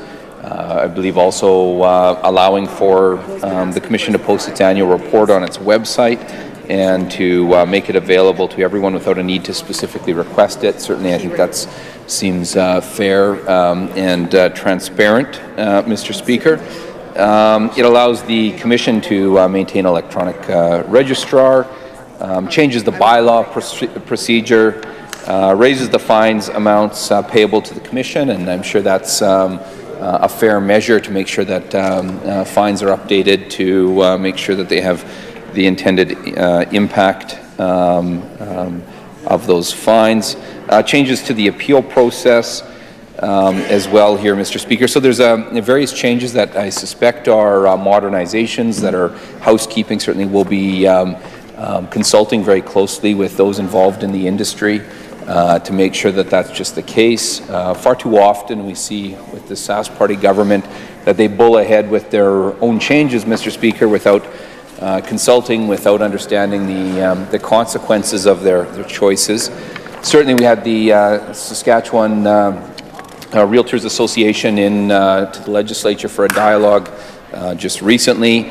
It'll be worthwhile to hear their perspective on this legislation and other areas to strengthen this legislation as well. I know a couple things that they've been urging for some time is a move towards more frequent assessment in the province, Mr. Speaker, as well as a registry of properties that have served as grow-ops, Mr. Speaker, recognizing that that's important for prospective owners to have an understanding of the potential damage caused through that sort of operation.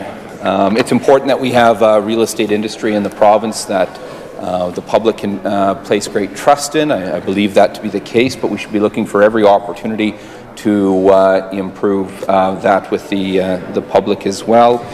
I know as well as we talk about matters of real estate and the industry itself, a good economy and good jobs matter to making sure that we have a strong and healthy industry to make sure that homes are affordable, Mr. Speaker, and far too often we see across this province families that have been really devastated by choices of this government. And I think of the nonsensical and very short-sighted imposition of the PST, hiking the PST and then imposing it on construction, Mr. Speaker, construction labor, and how that's devastated companies throughout this province, local businesses throughout this province, workers throughout the province, and how that's really weakened our economy at a time where we need to be doing all we can to support investment, Mr. Speaker, and to support the creation of jobs. And certainly of late, I've sat down with so many businesses that have been really hurt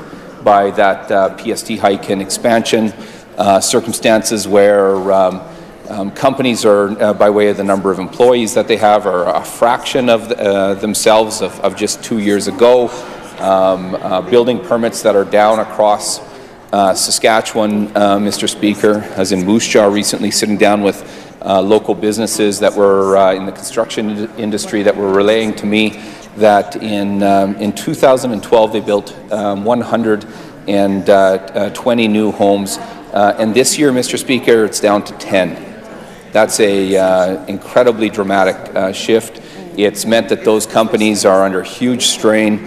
It's meant that so many hard-working, skilled trades have lost their livelihoods, Mr. Speaker, and been forced outside of the province. And of course, we see that as well when it comes to that the same sort of failed approach when it comes to the economy with the relentless outsourcing that we see with public projects, Mr. Speaker, Crown corporations or schools, Mr. Speaker, where we need to ensure that we get best value for taxpayers and ensure we have a fair and level playing field for Saskatchewan companies. And that just hasn't been the case. Far too often, Saskatchewan companies have been shut out from even bidding and tendering and ensuring a competitive environment and best value for taxpayers, and then shut out of that important work, Mr. Speaker, which has a direct impact on workers within our province and our local economy. We see when it comes to our economy, a government that continues to ensure a rail system that will actually perform for the people and producers and shippers across our province. And we see a government that's been there for over a decade, Mr. Speaker, and that just hasn't got the job done to ensure the export pipeline capacity that this province so desperately needs, Mr. Speaker. So all of these choices and failures of this government weaken our economy, they weaken the job market, Mr. Speaker, and they hurt the real estate industry as well, Mr. Speaker. So at this point in time, of course, we're going to be digging in and listening to those involved in this important industry. We'll be working to make sure that we have that any changes that are brought forward are in the interests of the public and ensuring the integrity of this important industry, and that, as I say, that we'll be looking for opportunities to strengthen legislation that's before us here today. At this point in time, I adjourn debate as it relates to Bill number 144, the Real Estate Amendment Act 2018. Members move to adjourn debate. It's a pleasure to Assembly to adopt the motion. Carried. Government orders adjourn debates. Item number 12. Resume debate on the second reading motion for Bill number 145, the Residential Services Act 2018. Mr. Forbes. Recognize the member from Cumberland. Thank you, Mr. Speaker, to join in on Bill 145, the Residential Service Act. This act, being proposed amendment, replaces and repeals an act that was previously, from some of the comments the minister made, been years since it's been updated or changed. And this act will give certain provisions in there. And it talks a little bit about some of the provisions and some of the limitation the previous act did. And one area I was looking at, part of it, it talks about giving up a license. They were, from my understanding, you could license a facility that meets the requirements up to 1 year, and it looks like, from what I'm reading from the ministers, you can go up to 3 years, give the option of the agency, the ministry that approves a license of a home facility. And I guess there's different ways that we look at it over the years, and some people, whether it's, and I'm not sure if it's foster homes are involved in that, but I know it's homes for adults with intellectual disabilities, could be different types of disabilities. It could be, I think we have homes now where provide for seniors. You have a home where people bring seniors in their home. So I'm assuming that that will give those homes that are licensed will follow these regulations. So I'm not sure, and over time, and I know we'll do some work to find out what homes and residents will be covered under the new legislation. And it says it's giving more powers to different, with the timing change, and they talk a little bit about, I think, the terminology that they're using. So we'll see how that works out, and I guess it'll come out in the regulations. But having said that, it's taking different homes, different residents, to give a longer time, whether it's from a year to up to 3 years, from my understanding. Now, it also talks about, I guess, there used to be penalties for every infraction that a home, and I'm assuming it's somebody from the ministry that observes, gets complaints and concerns, and it talks a little about that. Then you have penalties. And I think for each infraction, you got up to $200 penalty.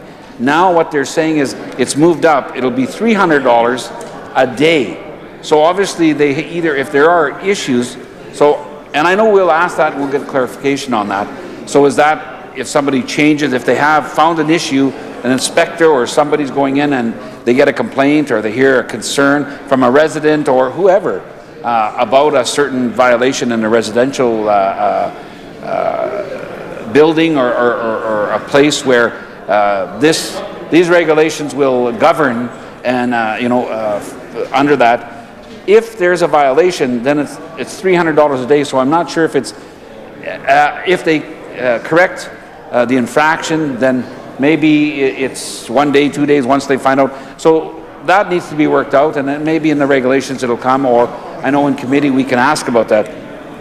Having said that, the minister also talks about in there is, just the idea, it's about safety. It's making sure that residents have a place and the residents that they're living in that is safe, and they follow certain codes, regulations to make sure that the residents have a safe home and a safe residence, and to provide them with that. And I think that's important, because sometimes, obviously, there are people maybe who are older, there are people who maybe have disabilities, and they have to have that extra protection and making sure that that home is protected for them and that we protect them. And then we talk about the most vulnerable.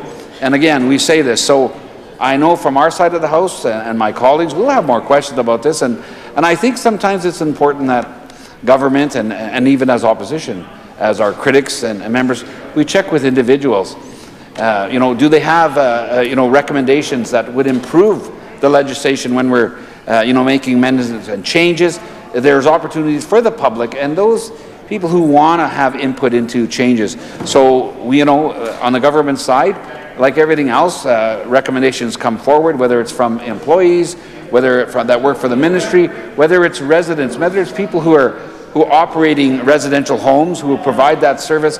They may have, suggestions and recommendations that they would like to see come in. We hope the government is open to those when it's to make sure protection of the most vulnerable, of the residents that are in those homes are protected. So, when I think about it that way, we will have more questions, and of course in committee.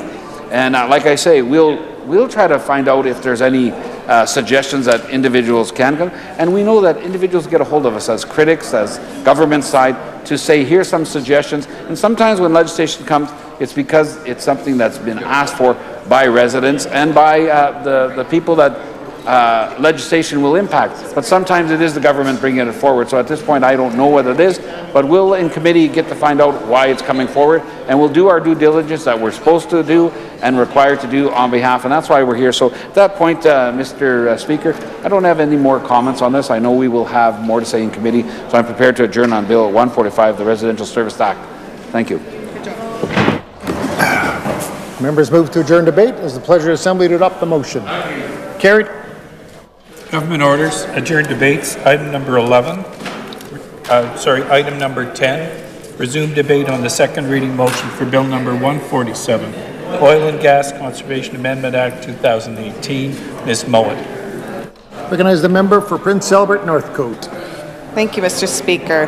I'm proud today to be able to provide some remarks with regards to debate with Bill number 147, the Oil and Gas Conservation Amendment Act 2018.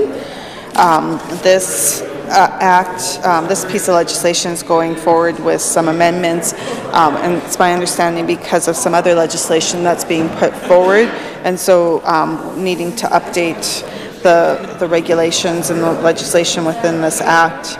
A lot of it is housekeeping in nature, Mr. Speaker, which gives us an opportunity whenever we have time to review legislation to make sure that it's up to date and standard to our current times. So that's what, in fact, they've done with this piece of legislation. There's been updates to gender reference in here, and a lot of changes reflective to the changes in the industry, which has required that they change the act to reflect that. And then there's also some new definitions within this legislation. So we know that there's been some changes to this legislation with regards to the greenhouse gas emissions, wanting to make some legislation that will reduce the gas emissions within our province. And so this helps to support and implement the greenhouse gas emissions regulations that are also being put forward or have been put forward. The regulations reduce greenhouse gas emissions from the flaring and venting of methane by 45% by 2025. So, Mr. Speaker, the Minister indicated that this was based on results-based program, so that there will be some penalties to operators who fail to meet the emission reduction targets. So the penalties that are required for individuals who are not meeting those targets, some of those penalties will go towards the Climate Change Technology Fund, which is to be designed to support investments to help Saskatchewan achieve the climate change plans that we have put forward. So, but there was nothing in here that indicated that for sure those funds would be put towards that fund. So I guess there'll be some time in committee to ask some questions with regards to that and what's the plans with the Minister on use of those penalties. So there was some provisions that align with the Pipelines Act and some changes to Section 7.9, which will provide some immunity to the board of any liability if there's any issues. So, so again, a lot of the changes within this act are to align with other pieces of legislation that are being brought forward. Also, we know that the provincial auditor has implemented some recommendations outlined in her last report. So there's a lot of questions with regards to the fact if they're implementing the recommendations of the auditor within this piece of legislation. This is a perfect opportunity to do that, Mr. Speaker. And so I'm sure the critic responsible for this bill will look into that.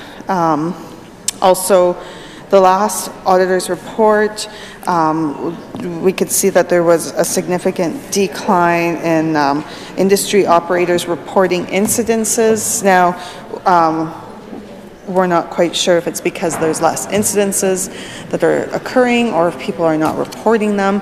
And if that's the case, that's very troubling. And so what is the government doing to enforce that reports of incidents are being brought forward? So that is something that I'm sure will be of discussion within committee. It's no surprise, Mr. Speaker, that we believe that we need stronger regulations that uphold and protect our environment and reflect a strict commitment to the reduction of greenhouse gas emissions, and we would eventually ask in committee that those strict regulations be enforced and how this legislation is going to be enforced to ensure that we are in fact doing our fair share in reduction of greenhouse gas emissions within our province. So this is going to be probably a piece of legislation that will be discussed very thoroughly, and I know my other colleagues will probably have a lot more that they'll want to put on the record with regards to discussion with this bill, and I know that the critic responsible for this will consult with stakeholders and do the due diligence that is needed for committee. So with that, Mr. Speaker, I will end my remarks with regards to this bill and adjourn debate on Bill 147, the Oil and Gas Conservation Amendment Act. Members move to adjourn debate. Pleasure of the Assembly to adopt the motion. Carried. Government orders, adjourn debates. Item number 11. Resume debate on the second reading motion for Bill number 148, the Pipelines Amendment Act 2018. Ms. Sarr. Recognize the member for Regina Lakeview. Thank you, Mr. Speaker. It is a delight this afternoon to rise and to enter into debate on Bill number 148, the Pipelines Amendment Act 2018. The minister stood in this assembly on November the 13th and introduced a second reading of this bill. I did see her on my telephone, not on my telephone, on my television, Mr. Speaker, last night on Power and Politics. So I just wanted to note that. And again, I think she was talking on a slightly different subject that I'm speaking to today. But when she did stand up on November the 13th, the minister, in introducing this bill, noted that there were several changes that were being made in order to, with regard to pipeline regulation and enhancement in this province. One of the first changes that is substantial changes in this bill is the establishment of IRIS, or I believe that is an integrated legal online system for registry of pipeline and flow line licenses in the province, and it will also be the source for issuing and administering licenses in the province.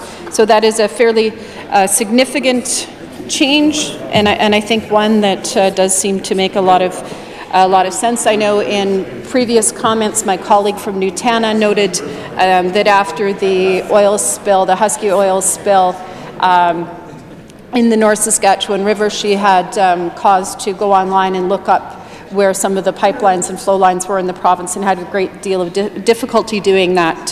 So to the extent that this aids in transparency and location of those lines, as well as improving the system for licensing and accessing licenses in the province, I think that seems would well serve the people of this province.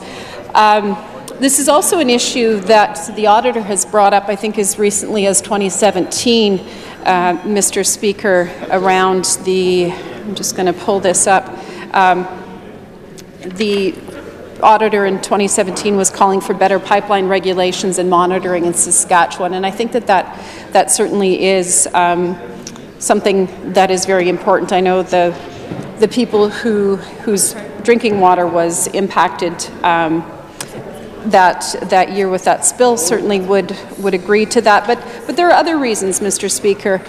There is no doubt that the oil and gas industry plays a major role in Saskatchewan and in our economy. The oil and gas industry provides an estimated 36,000 person years of employment in this province and contributes approximately $600 million of revenue to the provincial economy. So, Mr. Speaker, this is an industry that is very important to the people of Saskatchewan and to our economy.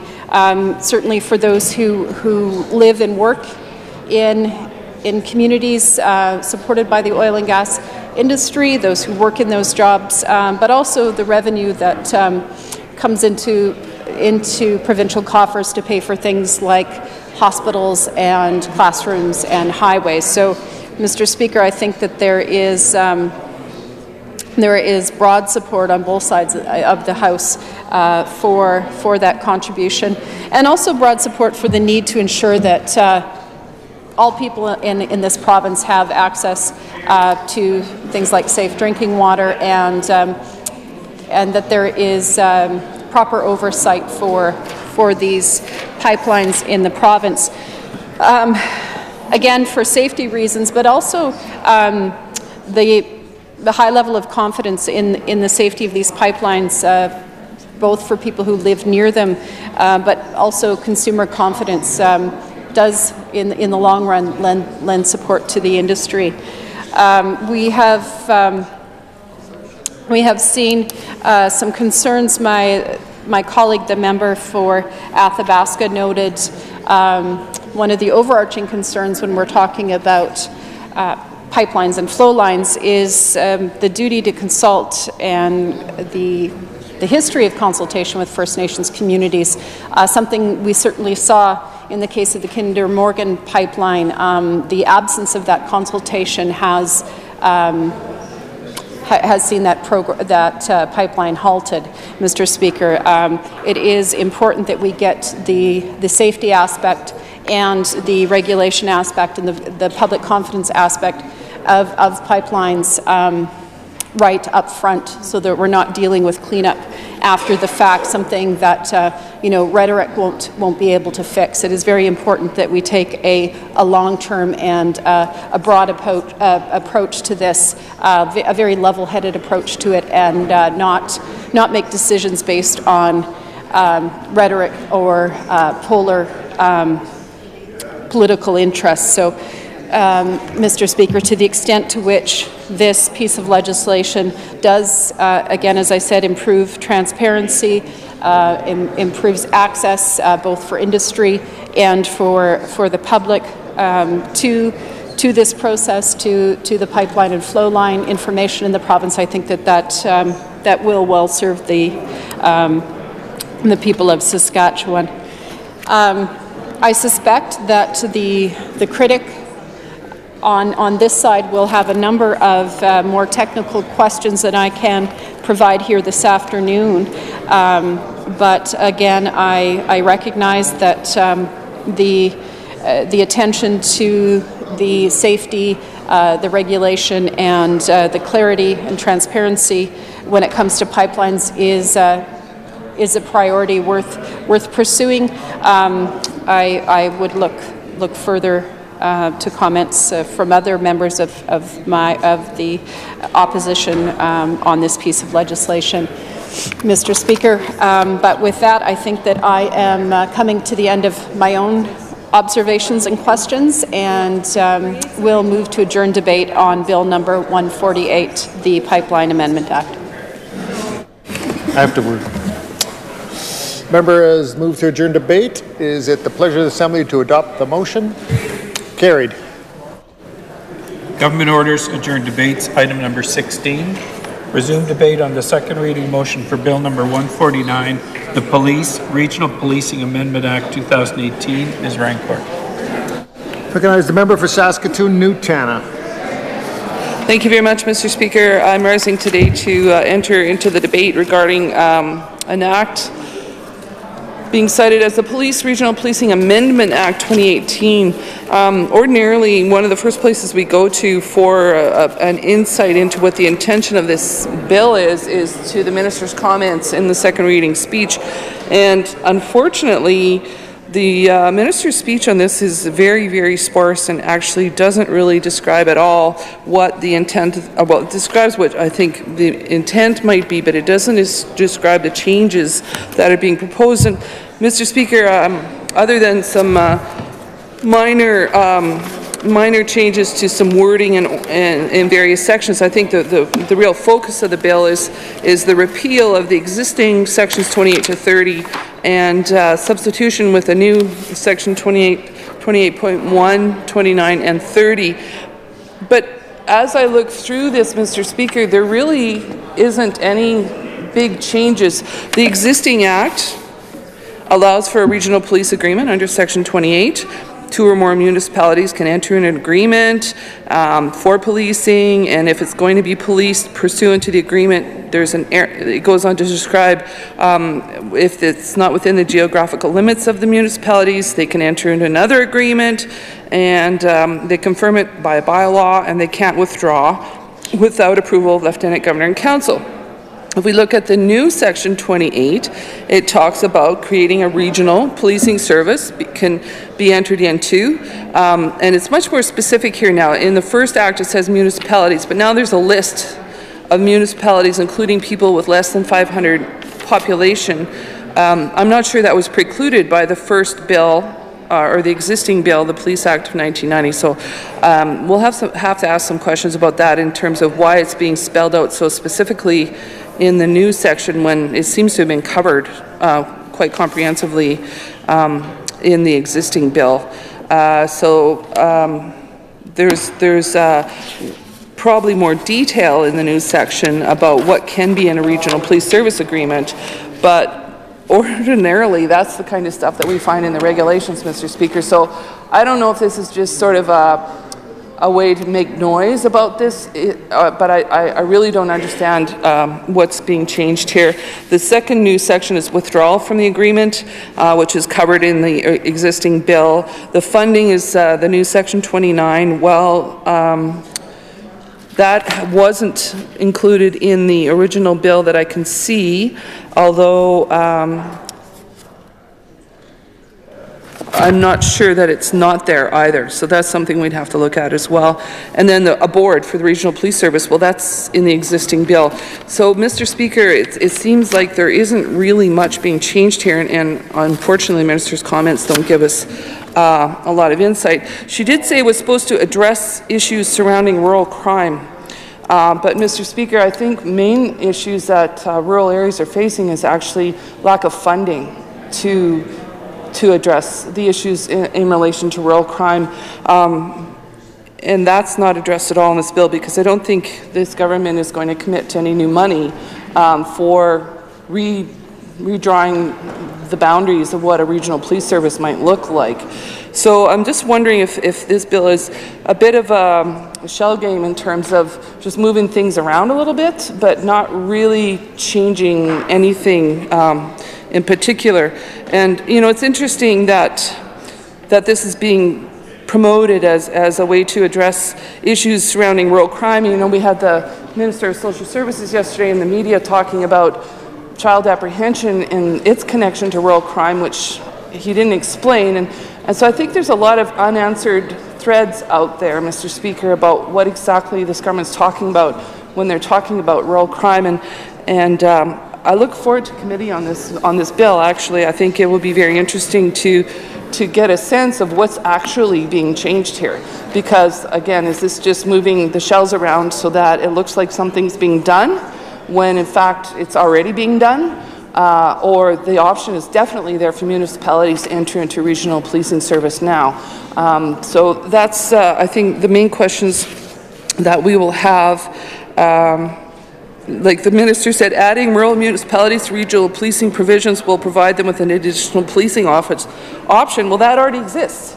So there's nothing changing here, and so I'm just wondering if it's some political rhetoric that will make the government look like it's doing something when it really isn't doing anything at all. So we'll definitely have those questions, Mr. Speaker, in committee, and maybe the officials will be able to give us a little more clarity, since we don't have that in the minister's speech. So at this point, I don't have a lot more to add. It's a fairly short bill, but as I say, it's basically removing the existing sections 28 to 30, putting in new 28 to 30 sections that seem to be accomplishing pretty much the same thing that is already there. So we'll get hopefully a sense of what's really intended here when we go to committee. At this point, I will adjourn debate on Bill number 149, the Police Regional Policing Amendment Act 2018. Members move to adjourn debate on Bill number 149. Pleasure of the Assembly to adopt the motion. Carried. Government orders, adjourn debates. Item number 17. Resume debate on the second reading motion for Bill number 150, the Seizure of Criminal Property Amendment Act 2018. Ms. Mullen. Recognize the member for Saskatoon Centre. Thank you, Mr. Speaker. It's good to enter into the debate on this very important bill number 150, an act to amend the Seizure of Criminal Property Act 2009. I remember when that first bill was introduced, and now that seems to be an extension of that. And there are a couple of things I do have some questions on when we get into debate, but it seems to increase the power of or range of the ability to seize criminal property related to unlawful activity. And of course, at that time, it seemed to be that the police and the justice system, their hands were tied about what to do with this amazing acquisition of goods through unlawful activity, but there was very little that the state could do about that, and it seemed reasonable, in fact, that we do take some time to correct that. And of course, we have some questions here about this bill number 150 and what will be the consequences of that. And so I'll take a few minutes here to go through some of our questions and my questions from a very simple reading through this. But it really is an interesting piece of legislation, and as I said, it's really about the defendant or respondent, how they waive their rights to an interest in a property if there is reason to believe that that property was gained through unlawful activity and all of that process. And so I'll just take a minute to review the minister's remarks that were made on November 19, 2018. And she talks about how the funds from the acquisition of these resources will go, and she says, Saskatchewan Civil Forfeiture Program takes property and profits out of the hands of criminals and uses it to fund victims programming, policing initiatives, and other programs that promote community safety.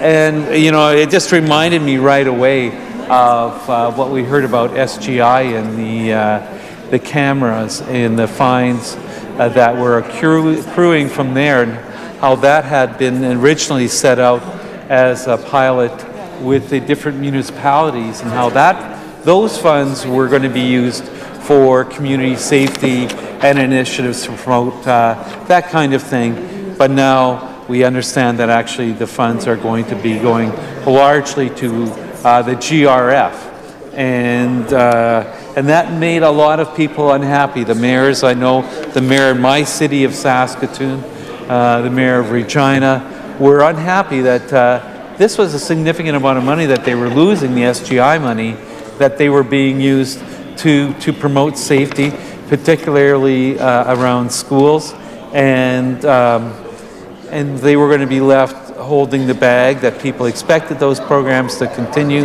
but then SGI was going to be funneling those funds into the GRF.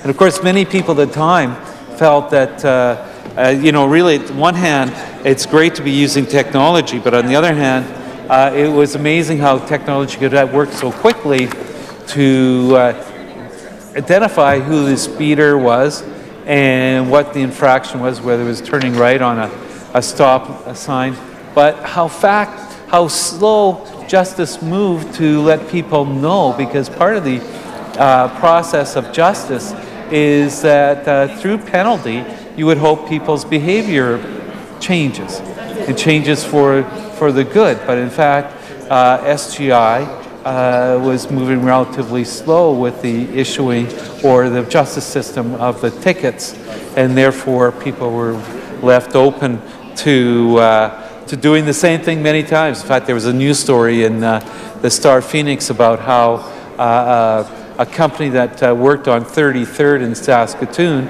actually went through the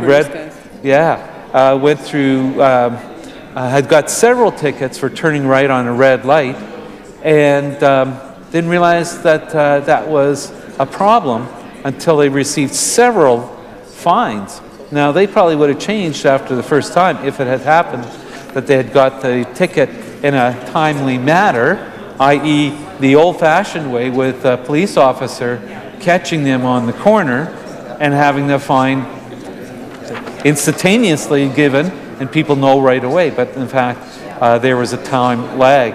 So forgive me, Mr. Speaker, if I'm a little cynical when I hear the minister say that this will go to fund victims programming, policing initiatives, and programs that promote community safety.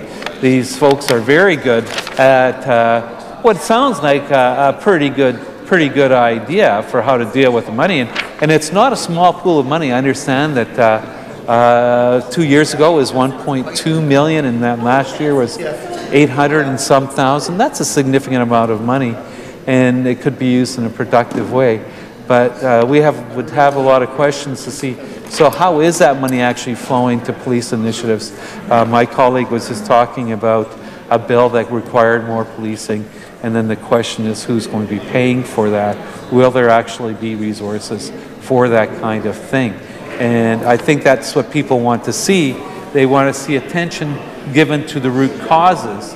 The root causes. In fact, we had questions in the House in social services talking about why are so many babies being apprehended, and the minister in the scrum really and truthfully, and I appreciate this, admitted that it was due to mental health issues, addiction issues, that type of thing. We need to get to the root causes. We can't be just putting a Band-Aid on things. That doesn't work, and it's not helpful to anybody, because in the long run, it doesn't solve the problem, and in fact adds to the problem. And so when I heard that, I thought that's very interesting. And so, Mr. Speaker, the minister also talked about the Safer Communities and Neighbourhoods Act, and that was something that we were very proud to bring in. I sometimes have to, smile when the folks opposite say they'll take no lessons from us. They'll take no lessons at all. None at all. Well, here's one that they keep bringing up, Safer Communities and Neighbourhoods Act, Mr. Speaker, and we were proud to bring that in. And, it wasn't even an original idea of ours. We brought that from Manitoba. At the time, Manitoba was an NDP government. A good idea is just a plain good idea, and the Safer Communities and Neighbourhoods Act is something that I still promote, and I know there's been a few changes, but generally it's the same program that was introduced under Frank Quinnell when he was Minister of Justice. A very, very good program. So, Mr. Speaker, we will have lots of questions. I want to just really focus on one part, though, and that was we understand that one of the sections will put the onus on the defendant or the respondent to make a response. Now, and this is Section 6. Section 6 talks about, and let me go to it.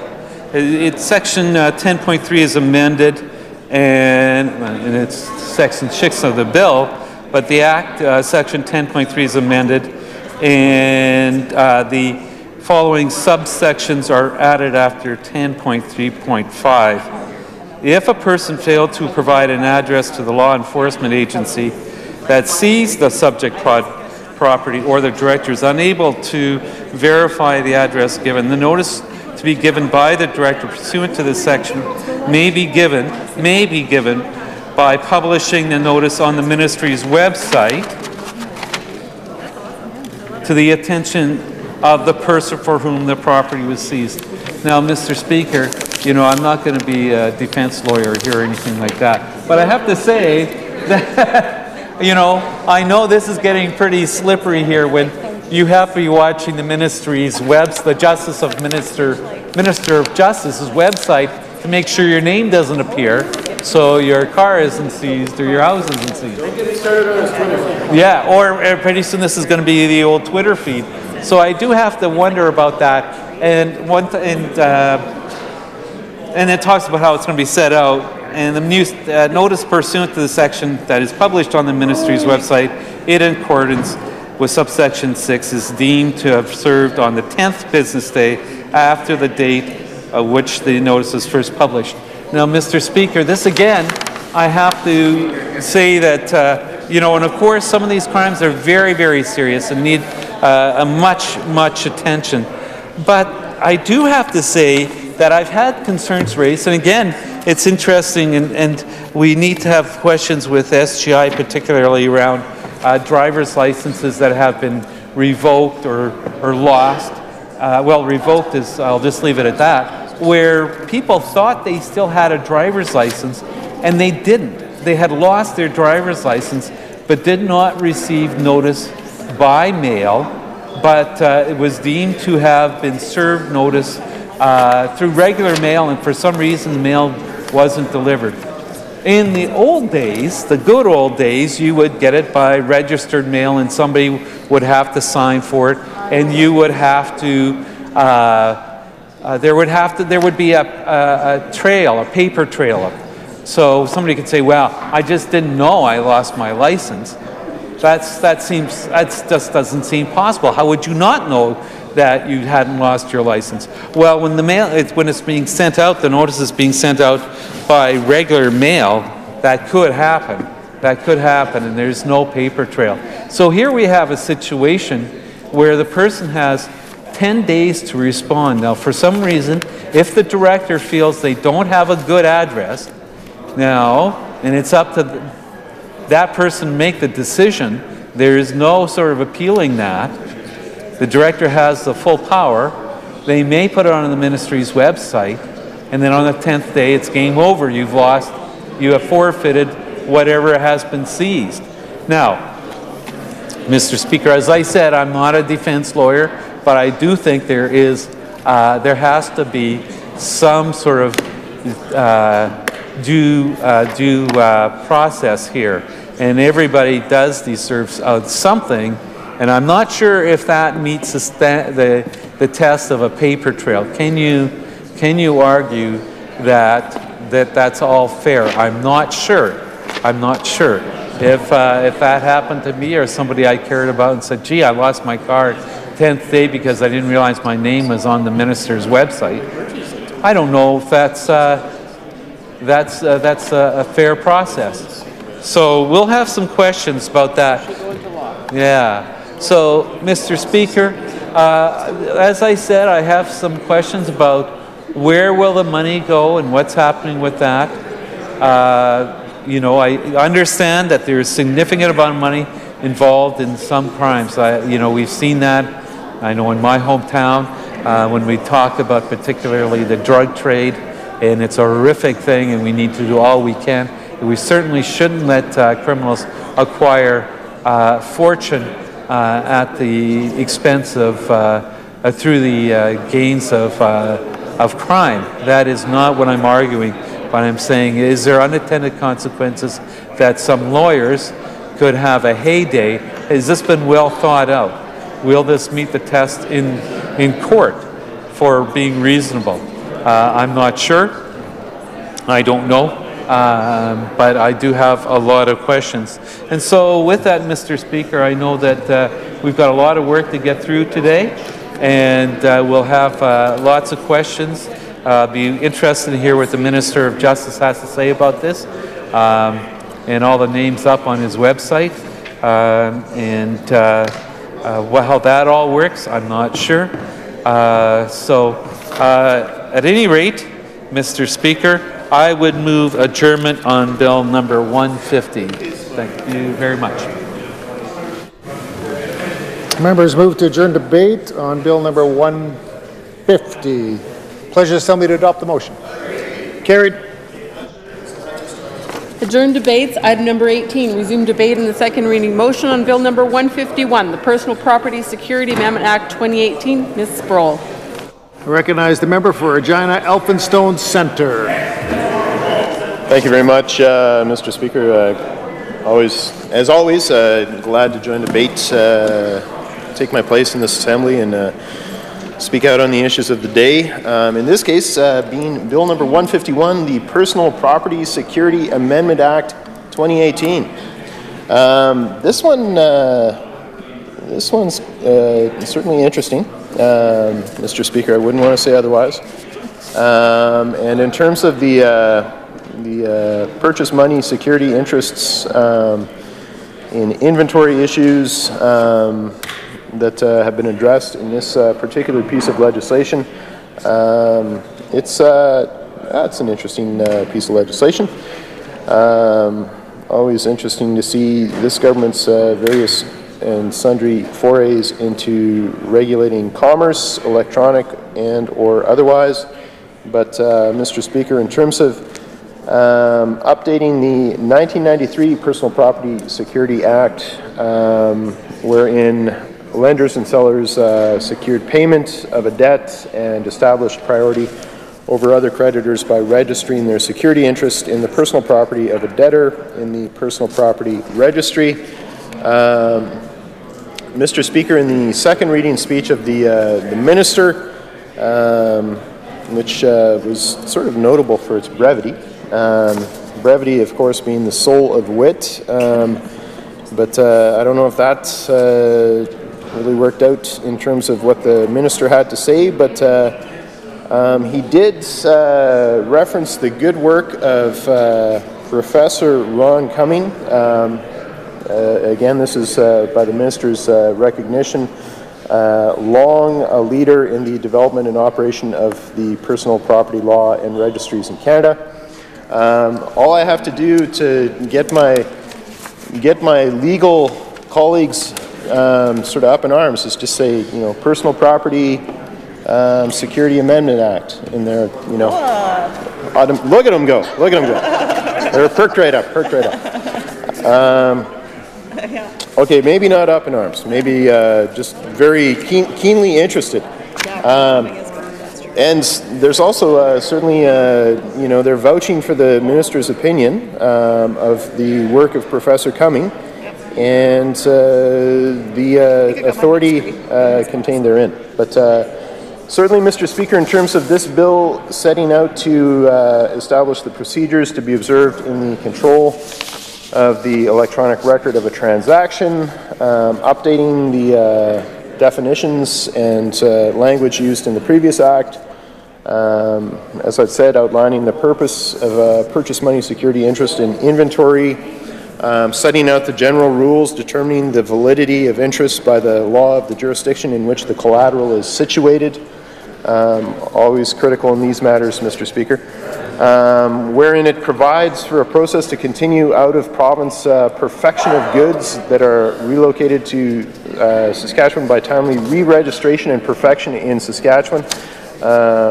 and clarifying perfection rules where goods are removed from one jurisdiction to another, setting out the rules to determine where a debtor is located for the purpose of conflict rules, determining the rules governing a prior security interest and the location of a debtor, setting out perfection rules by possession with respect to purchase money security interests and possession rules for shipped goods, creating an equitable interest in goods where substantially paid for, changing the rules governing the protection of transferees of negotiable collateral, setting out the rights of assignees and setting out the rights of a secured party on default where the collateral is a license. Again, Mr. Speaker, these are all necessary aspects of commerce in this day and age, and we welcome the government's efforts in keeping us up with the times. And again, Mr. Speaker, in terms of the starring role to be played in an ongoing occurrence, Mr. Speaker, by Professor Cumming and indeed by the entire Canadian Conference on Personal Property Security Law, Mr. Speaker, what's not to like about that? So we look forward to that work, and we'll see how this gets translated into the regulations. But Mr. Speaker, I think that will about do it for my intervention this afternoon. I know that other of my colleagues will have more to say, that we've got some more due diligence to engage in to make sure that things are as they've been presented by the minister and by this government. But with that, Mr. Speaker, I have moved to adjourn debate on Bill number 151, the Personal Property Security Amendment Act 2018. Members move to adjourn debate on Bill number 151. Pleasure the Assembly to adopt the motion. Carried.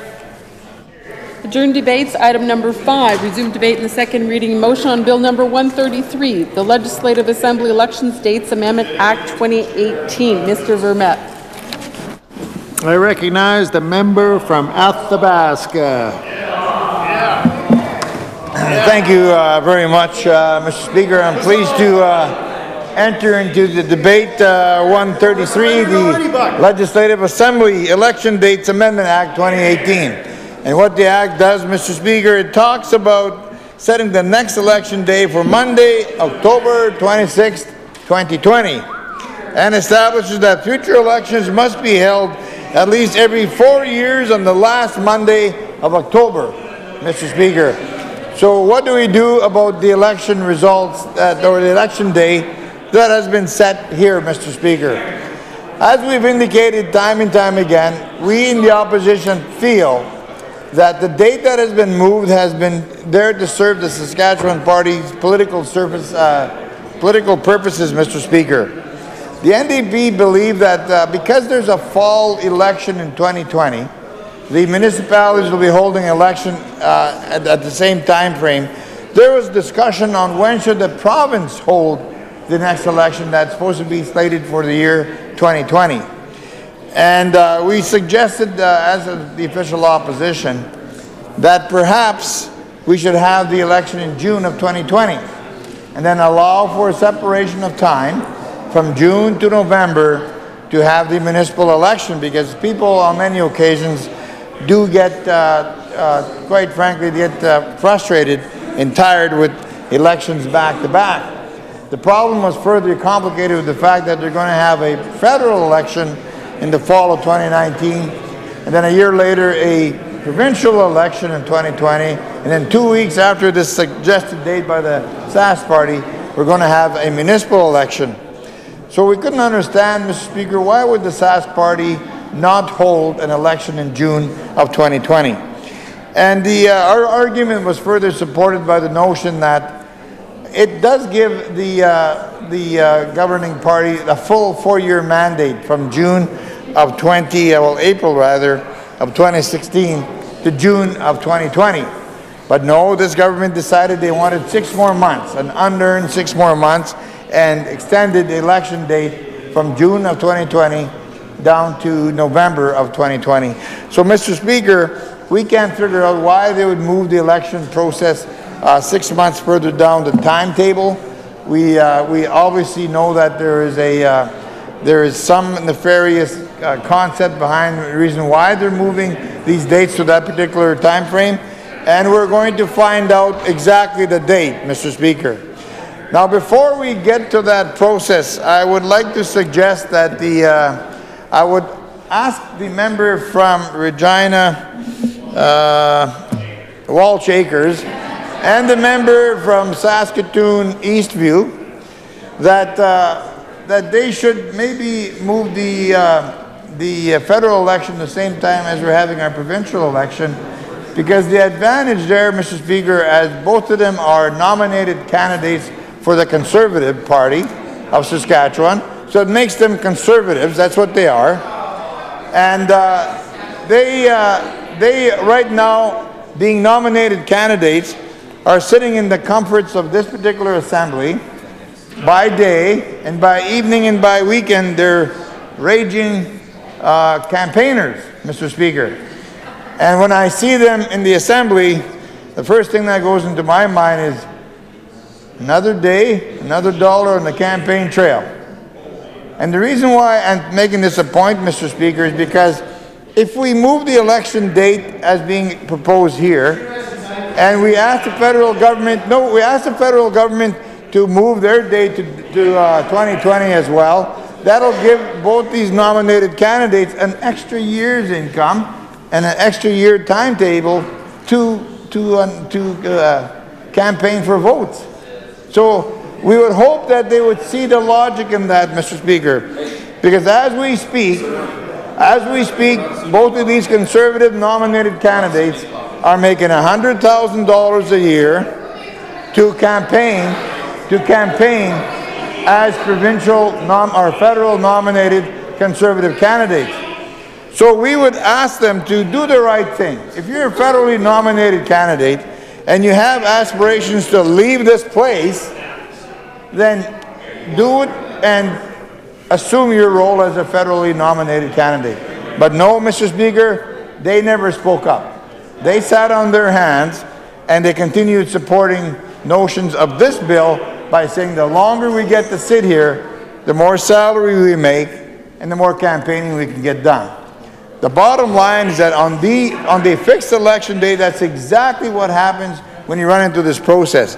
Again, somehow they have taken the fixed election date concept that was being proposed by them, and they have turned this into a mockery by saying, oh, we're going to have 6 months added on to our term, and oh, by the way, people that have federal aspirations, we will protect you. We will keep you in our fold like sheep in the flock You don't have to resign. You can stay here and campaign all day long and be paid for it.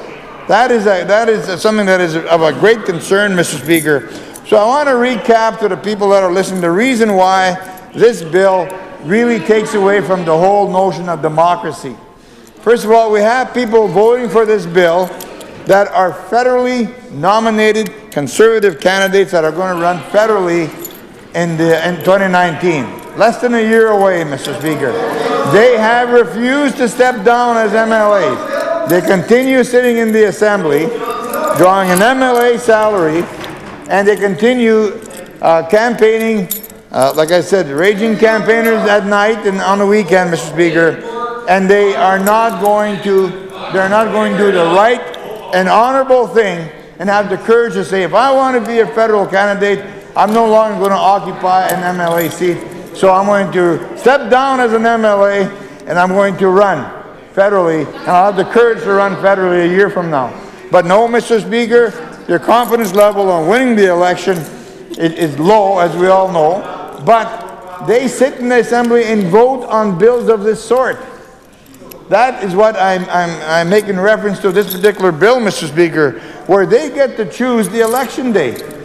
And I think that's a huge conflict of interest. I think there has to be the path corrected here. And I would say again to both the members that are federally nominated candidates that have the courage to make the right decision. If you want to be a federal MP, go at it, have at it. And Mr. Speaker, I'll challenge them today that if they decide to do the right thing and say, okay, we're done being an MLA, we're not going to draw an MLA salary while we're campaigning, and we'll step away. And maybe, Mr. Speaker, maybe, just maybe, I'll follow them out the door.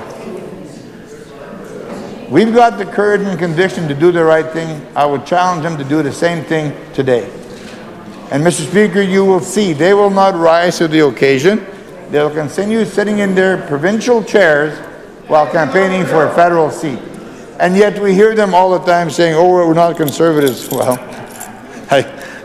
I beg to differ, Mr. Speaker. So you look at some of the manipulation around the election date, what's happening across the way. I say, Mr. Speaker, the people of Saskatchewan have to be apprised of why certain people on that side of the Assembly continue to voting to try and fix and gerrymander not only constituency boundaries, but also the election dates, Mr. Speaker. So I would point out, we think that the election should be held on 2020, Mr. Speaker, June of 2020. It's the right time frame. There's a good separation between a federal municipal election timetable and from where they agreed to 4 years or 3.5 years ago that they would have the election every 4 years. That was what they agreed to, and they said it with great fanfare. Now today they're asking for 6 more months, just 2 weeks shy of all the municipal elections that are happening throughout the province. Does that to me promote democracy? Does that to me have respect the people, the voters of the people of Saskatchewan, in making sure that we have the right separation, the right time frame to make sure we have as many voters come out? Mr. Speaker, it does not suggest that in the least bit. It does not. So the question we would ask is, why don't they stick with their original plan of having an election in June of 2020? Why does this bill say November of 2020, giving them 6 more months, Mr. Speaker? We always believe that there's a plan afoot, and sooner than later we will find out what that plan is. But in the meantime, we have people that, quite frankly, have an agenda other than the provincial assembly here in Saskatchewan that are voting on this bill, and I say shame. So, Mr. Speaker, I think it's time that we suggest various organizations out that watch how democracy works. Ask them for advice. Ask the learned people, what do you think of the process where you're just simply moving a two-week time frame just to say that you're going to try and accommodate the municipal elections? Well, that is not fair, Mr. Speaker. The bottom line, last election was in April of 2016. The next election should be June of 2020, but these guys want 6 extra months. And why do they want 6 extra months? To coincide with the municipal elections to be held that fall. So I think, Mr. Speaker, It is clearly, something is wrong. Something is wrong. And I hear the member from Regina, Wall Shaker, saying, well, it's for the harvest. Well, again, I'm a hockey player from the north. I don't know any farmer harvesting in the end of November.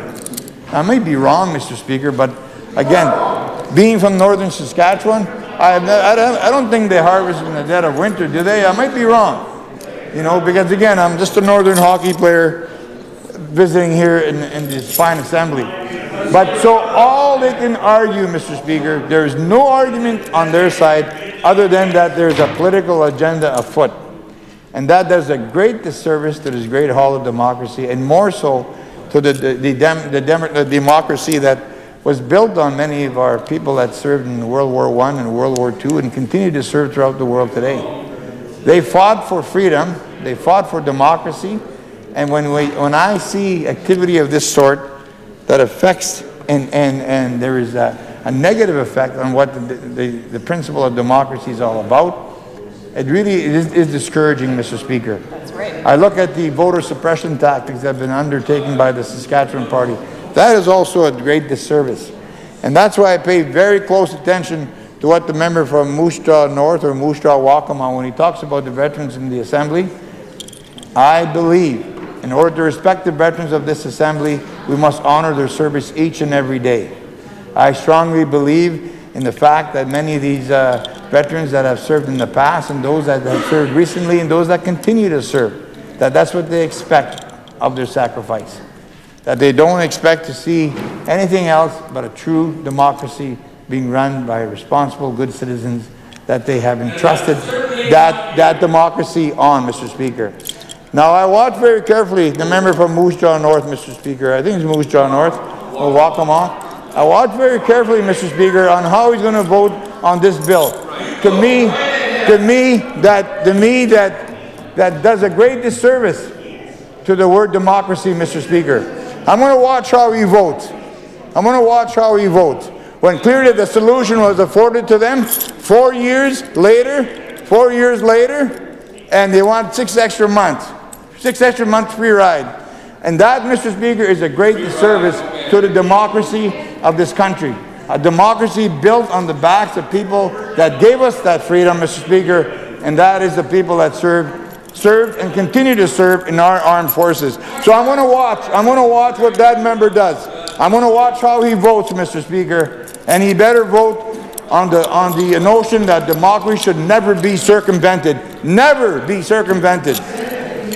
And there's no question in my mind, Mr. Speaker, had they had this election in June of 2020, good separation from municipal elections, good separation from the federal election, but no, they can't have that because their process is simply meant to circumvent democracy. That's all this is about. And that's why we will never stand in this Assembly and allow that kind of action to continue.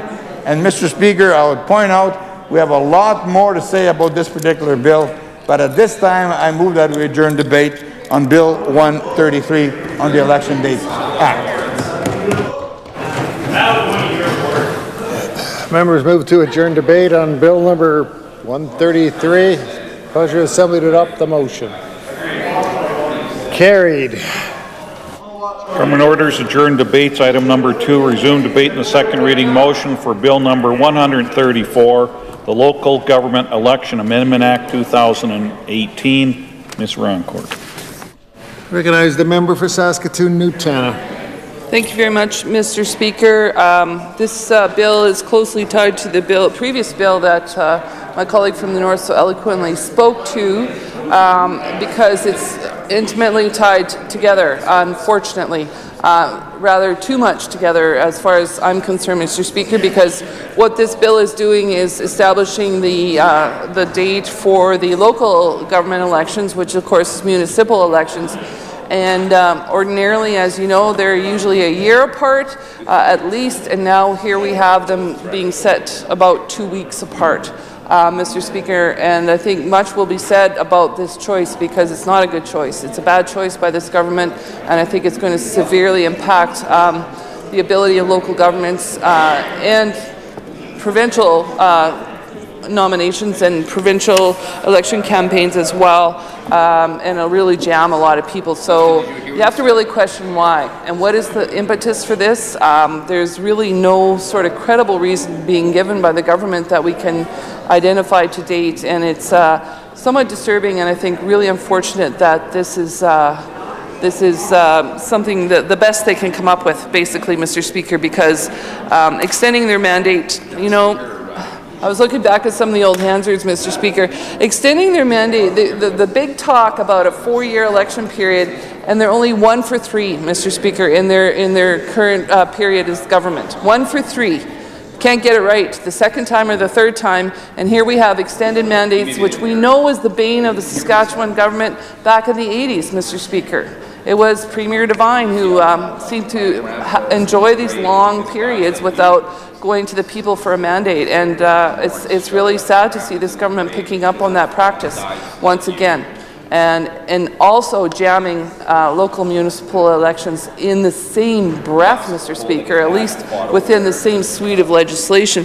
So it's disturbing. I think you know, as we get closer to 2020, when all these elections are going to be scrambling to get put together their campaigns, I think you're going to hear a lot more about it then, Mr. Speaker, because when the rubber hits the road for all of the people that are involved in these local elections and in the provincial elections, even just returning officers and all the mechanics, the administrative work that's involved in all of these elections is going to be compromised, and there simply isn't any logical good reason for this government to do what they're doing right now, other than extending their mandate. I mean, that's the only logical conclusion you can come to. So in terms of this bill, Mr. Speaker, Bill 134, as I go through it, I see especially in the explanatory notes, a lot of the legislative changes in here are simply corrections. There was a number of errors in the previous Local Election Act, Government Election Act 2015.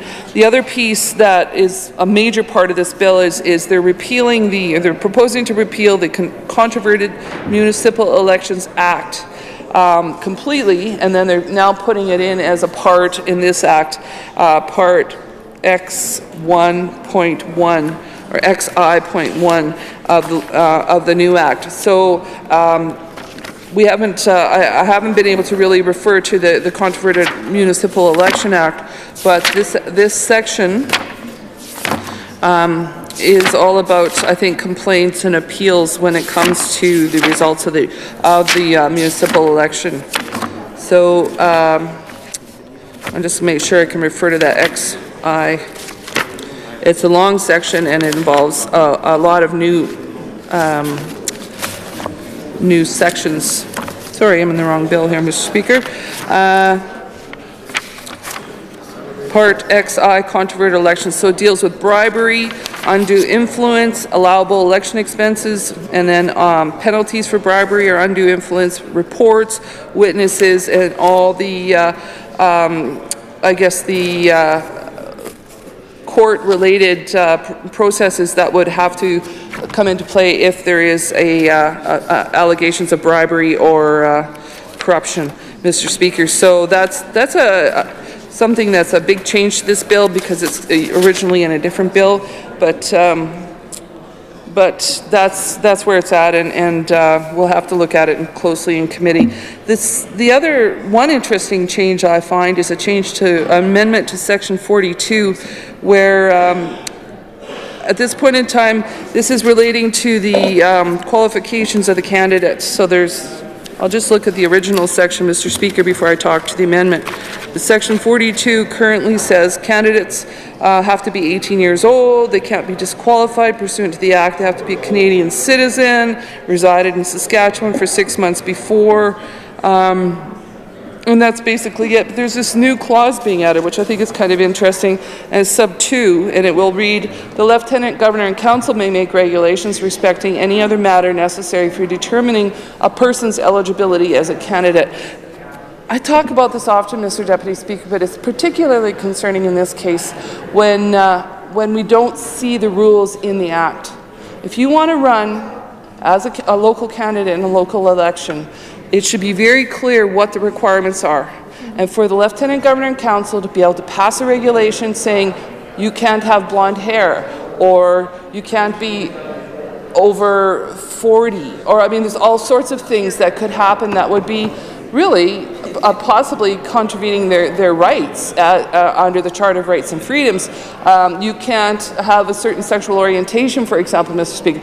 This really opens the door to allow Lieutenant Governor and Council to make all kinds of requirements for who can be a candidate in a local election without ever coming on the floor of this Assembly.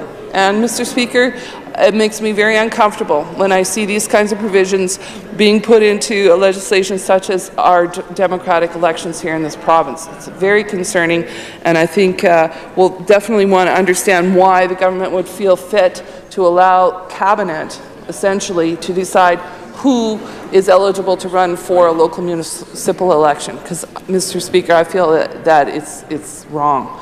And I really can't understand why the government would see fit to allow that kind of delegation to the executive government, which I think people should be very concerned about, Mr. Speaker. So there's some other changes in this bill. Cleanup, as I said, from a number of errors that were happened in 2015 that are now being fixed. And of course, the replacement of the Controverted Elections Act with a new subsection in this bill, Part 9 or 11. I have to figure out my Roman numerals. I think it's Part 11. XI is 11, Mr. Speaker.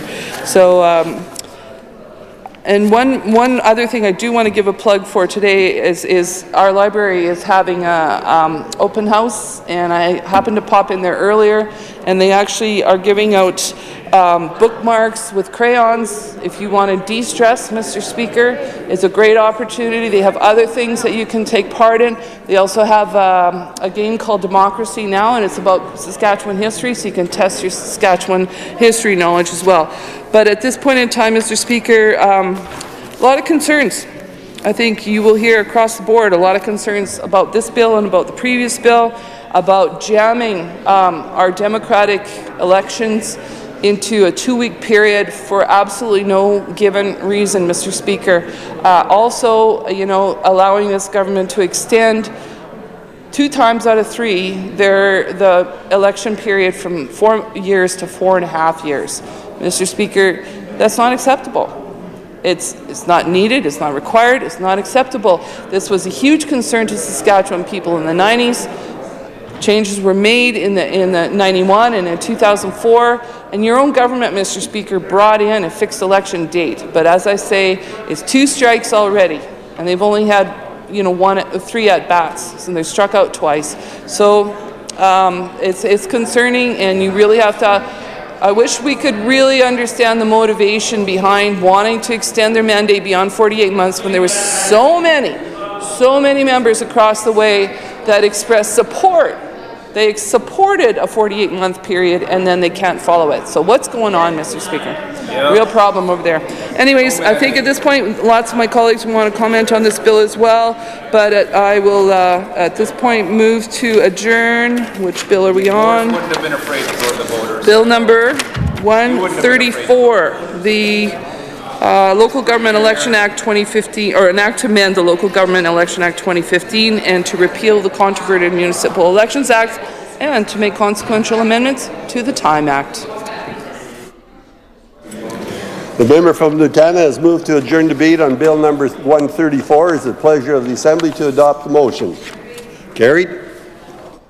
Government orders, adjourn debates. Item number 3, resume debate on the second reading motion for Bill number 135, the Local Government Election Consequential Amendments Act 2018. Ms. Rancourt. I recognize the member from Saskatoon-Nutana. Thank you very much, Mr. Deputy Speaker. This is a bill that is actually just dealing with corrections under the previous act and in bills that are written in both official languages. Here in Saskatchewan, we still have 2 official languages in Canada, and it's appropriate, therefore, to make the changes in the French side as well as English for those bills that are actually prepared in both languages. So, Mr. Speaker, it's just those kinds of changes that are being made to the Education Act and I think it's just the Education Act, it looks like, that's being changed.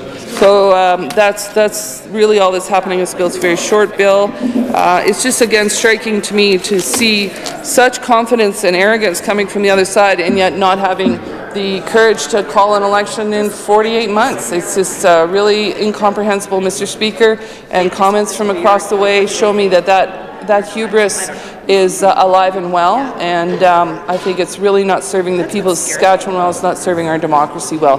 But at this point, I think that's the extent of my comments on Bill number 135, an act to make consequential amendments to the Education Act 1995, resulting from the enactment of the Local Government Election Act 2018.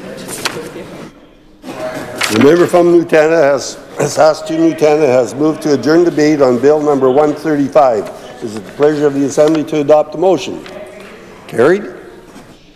Government orders, adjourn debates. Item number 6, resume debate on the second reading motion for Bill number 136, the Apprenticeship and Trade Certification Act 2018. Mr. Belanger. I recognize the member from Regina Rosemont. Thank you, Mr. Speaker. I enter into debate here this afternoon with respect to Bill number 136, the Apprenticeship and Trade Certification Act 2018. This bill aims to regulate the apprenticeship system. It adds 2 new categories, I understand, for mandatory training than in the previous bill. It introduces mandatory trade certification and as well as some additional measures to enforce the previous regulations for employers who do not comply. Certainly we have questions as it relates to this bill. This is a very important part of Saskatchewan that's being regulated. The apprenticeship system is very important to many workers, to our economy, to ensuring safety within our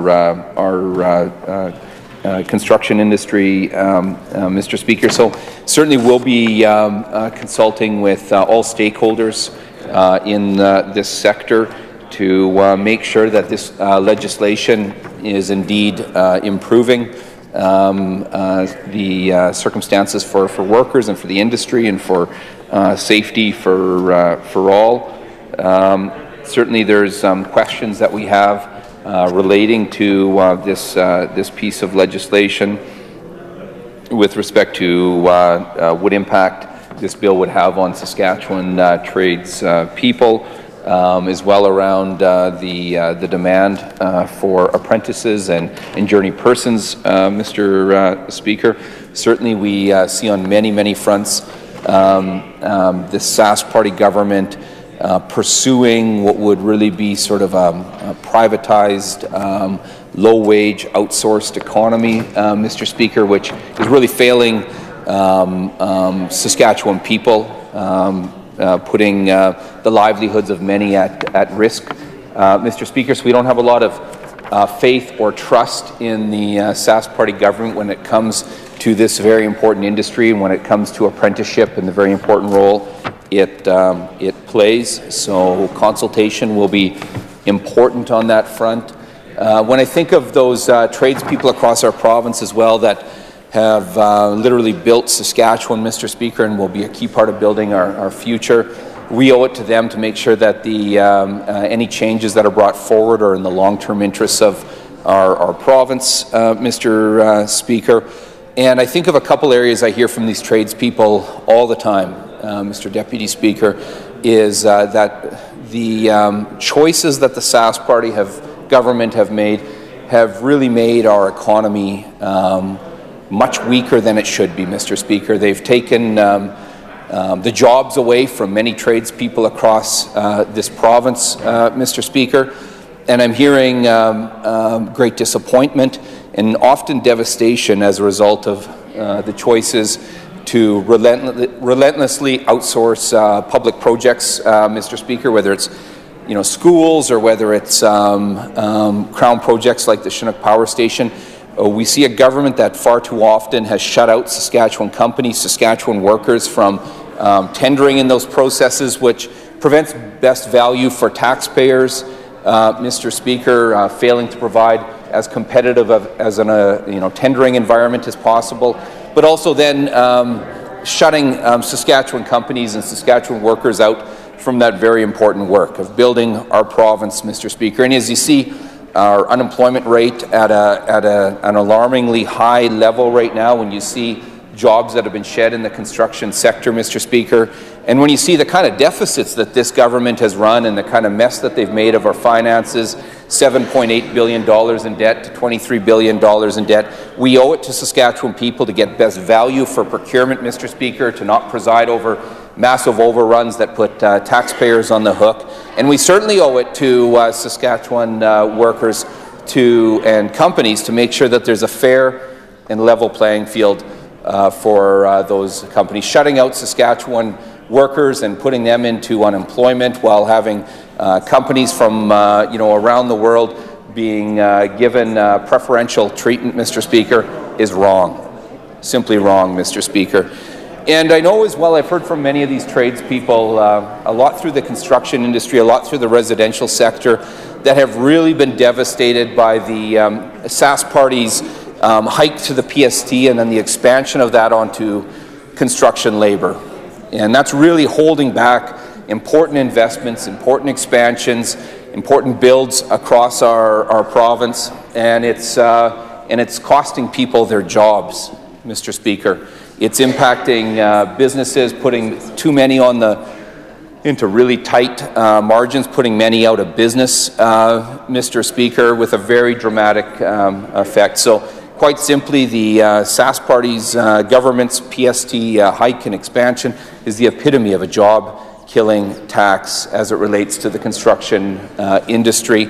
And I'm hearing far too many cases of businesses that are having to shut down, far too many circumstances from stressed local owners, Mr. Speaker, who have had to let go workers that they had worked hard to train up, to skill up, Mr. Speaker.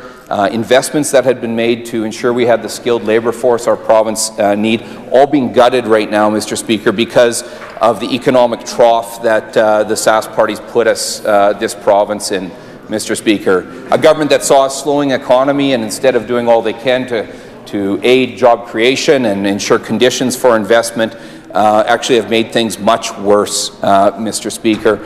And the loss is the loss of all of that skilled labor, all of that capacity that had been built, all of the dollars that had been put into that by employers across Saskatchewan, Mr. Speaker, as well through the apprenticeship system, as well as public dollars, Mr. Speaker, when now we have tradespeople in this province that are forced to leave the province, Mr. Speaker, to pack up and leave the province that they love, Mr. Speaker, often splitting apart families as well because of the mismanagement and the very short-sighted and damaging choices of the current government, Mr. Speaker. So we don't have a whole lot of faith entering into changes around legislation, around something as important as apprenticeship and our skilled trades in our province with the current government, a government that's so often pursuing that privatized, outsourced, low-wage economy that's certainly failing Saskatchewan people, Mr. Speaker. We will certainly work with all stakeholders within this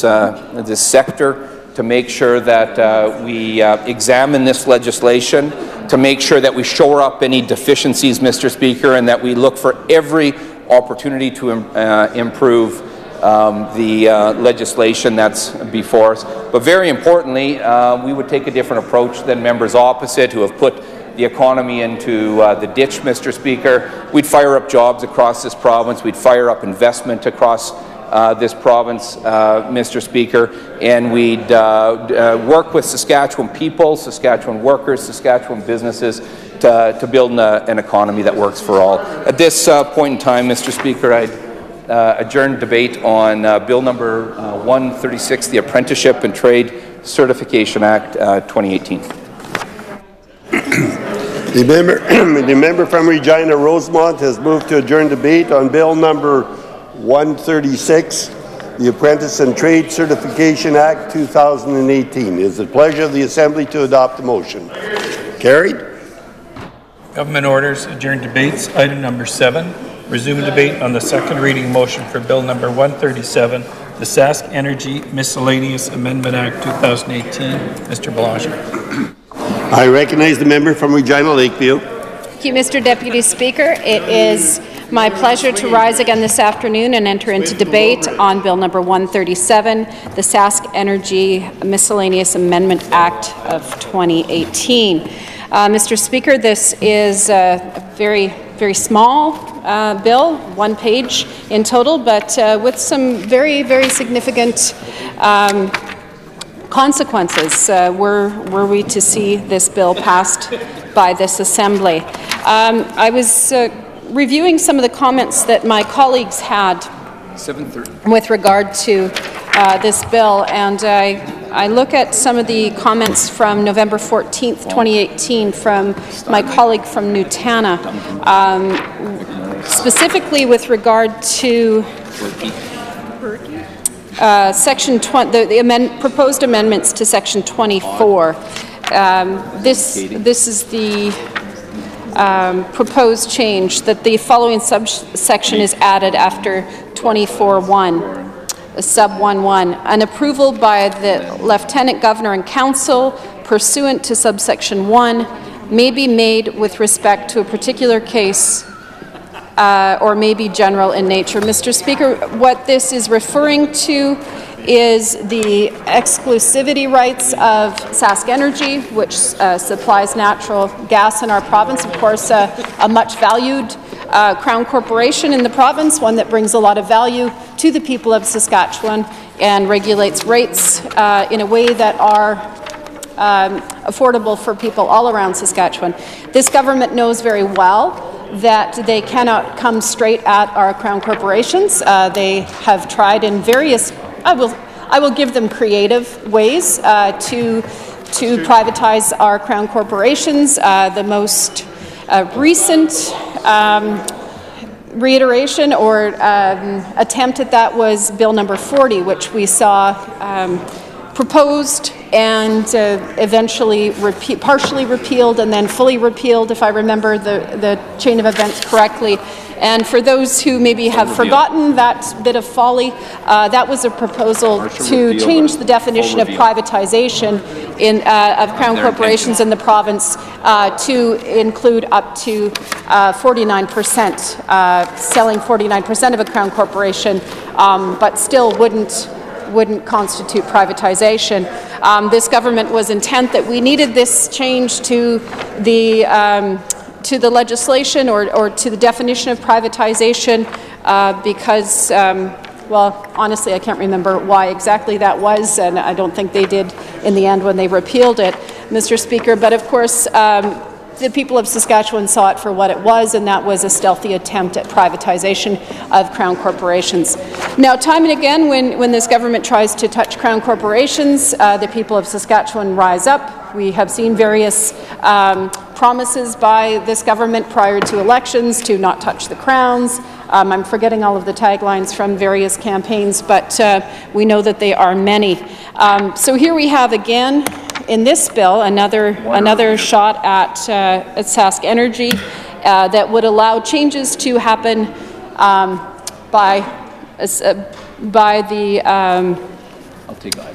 without public scrutiny, as we have right now. So that is the first concern with this very small but weighty bill, Mr. Deputy Speaker. The second is, again, another story made new again in this Assembly, one that in my short 2.5 years in this Assembly I have seen almost innumerable times at this point, and that is a clause to increase the borrowing limit for a Crown corporation. This is a story we've seen with Sask Power on several occasions, something we've seen well, SaskTel, I'm sure.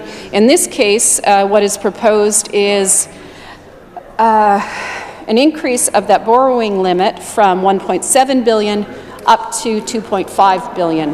That is a 50% increase for those who are doing the math at home, Mr. Deputy Speaker, and one that we ought to be concerned about. I know it's one that has sort of flown under the radar a little bit in this province, but I think people of Saskatchewan are starting to wake up to the and do the accounting of the last decade in the province. I did just a quick Google search, Mr. Deputy Speaker, on public debt in Saskatchewan.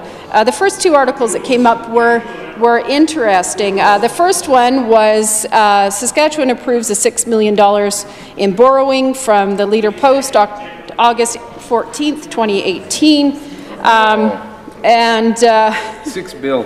The $6 bill. The opening line of this article notes that by the end of this year, which is the current year we're in, Mr. Deputy Speaker, overall public debt is expected to reach a record level of $20 billion.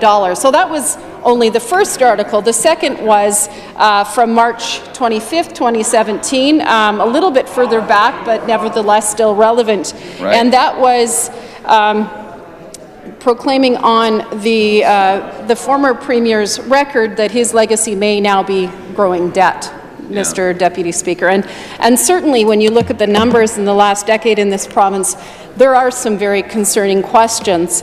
Remember old deficit maybe only one of the strange things that I do, Mr. Deputy Speaker, but one of them is I keep a little picture on my phone of the budget, and specifically the public debt numbers in the province. So this is from not our numbers, Mr. Speaker. It is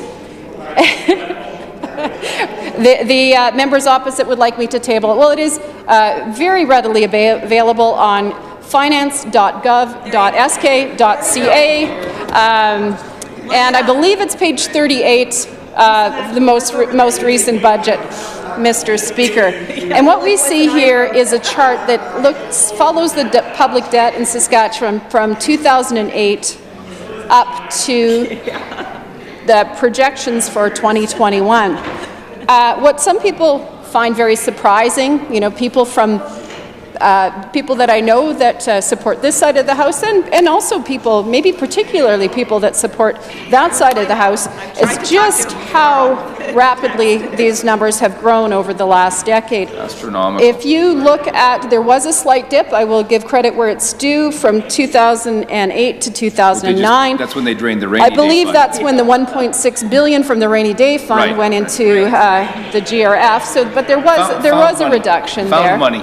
And since instead they're going to say that the inclusion of summary accounting has played a role in this, which I'm sure that it has. But nevertheless, if we look simply at the debt of government business enterprises, such as the Crown corporations alone, Mr. Deputy Speaker, what we have seen is a rapid growth from 2014 up until 2021 for projection. I'm not sure if these numbers are included in this projection, Mr. Speaker, because they seem to tick up at a fairly rapid rate. But the overall number for government debt of government business enterprises by 2021 is forecast to be $6.1 billion with a B, Mr. Speaker. So, sometimes, Mr. Speaker, public spending, it's certainly important, but you can't look at it without the context, Mr. Speaker. So this government, I think that the numbers are all the more disturbing when we look at the context that this government has had to work with over the last decade. We have this is a government that inherited a booming economy, inherited resource royalty structure that had investment coming into the province, that inherited a provincial nominee program that had a record number of folks choosing to come to Saskatchewan to make their fortune or plan their lives here, Mr. Speaker. So they were handed a pretty good situation for sure. And if you look at the last decade, tens of billions of dollars of additional revenue into the GRF. So, Mr. Speaker, all of that plus an almost unprecedented, or in recent memory, amount of political capital Not all of us understand it, Mr. Speaker, but it was there, I have to admit that. These guys could have done anything. They had the money, they had the political will, and you'd think we'd be in a position like we've never seen in this province before, Mr. Deputy Speaker, but where are we at? We've got the highest levels of tuition in Western Canada, Mr. Speaker.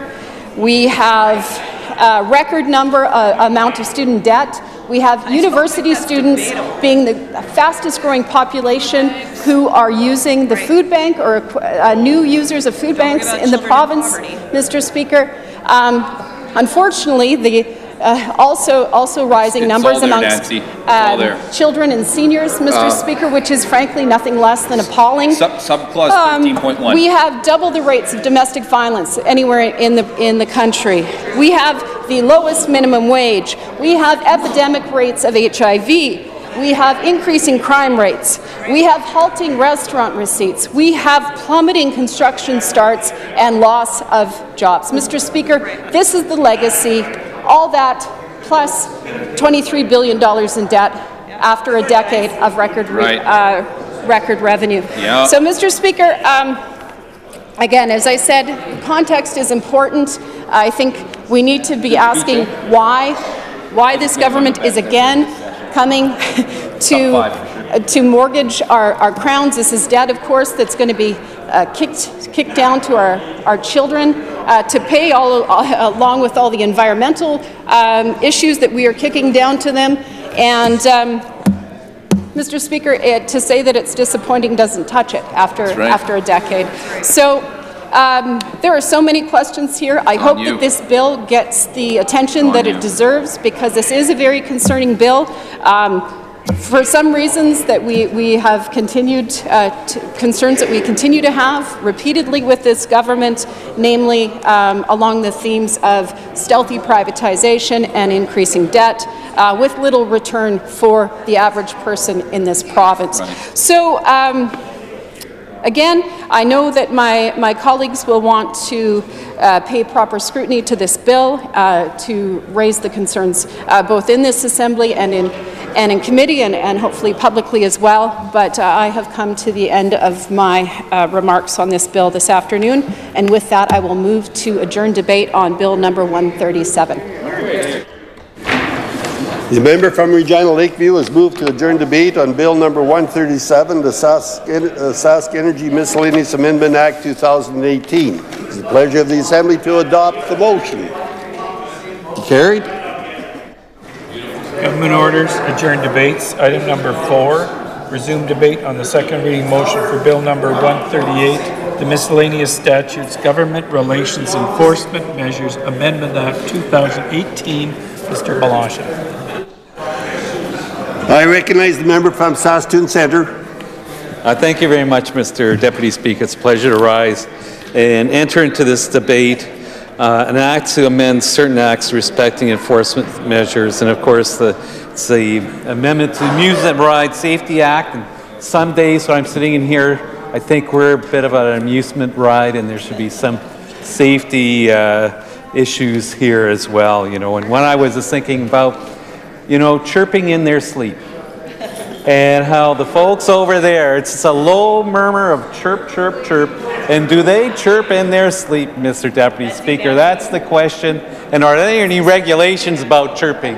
You know, but you know, it just seems like, and here you have that. You can listen. You can just hear that chirp. You know, and Mr. Deputy Speaker, I'm a bit of a bird watcher. I love getting up. But the first sign there's a bird in the bush is a little chirp, chirp. And I hear them over there. And I kind of think that this is something they should, maybe it's an occupational hazard.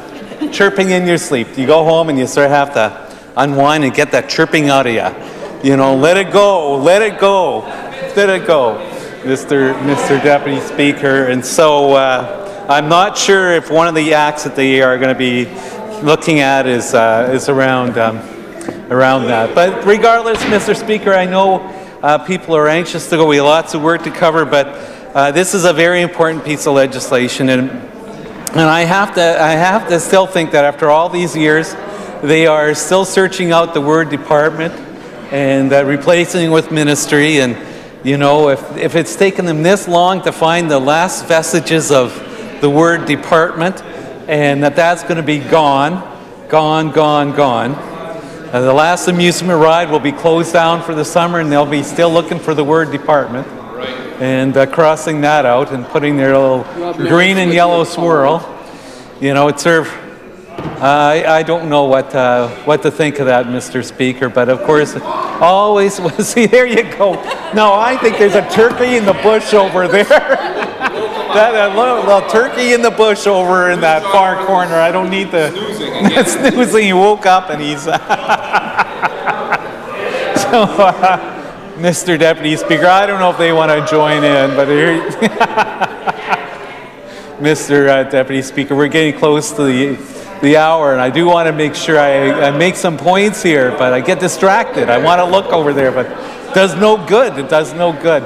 Because we're really talking about amusement rides here, and the safety factor, and the elevators that we ride on, and that type of thing, and all the things that we take for granted in the buildings, and we make sure that the good public servants have the tools at hand, and the fines, and all the things that they need to have in place to make sure the work is done well.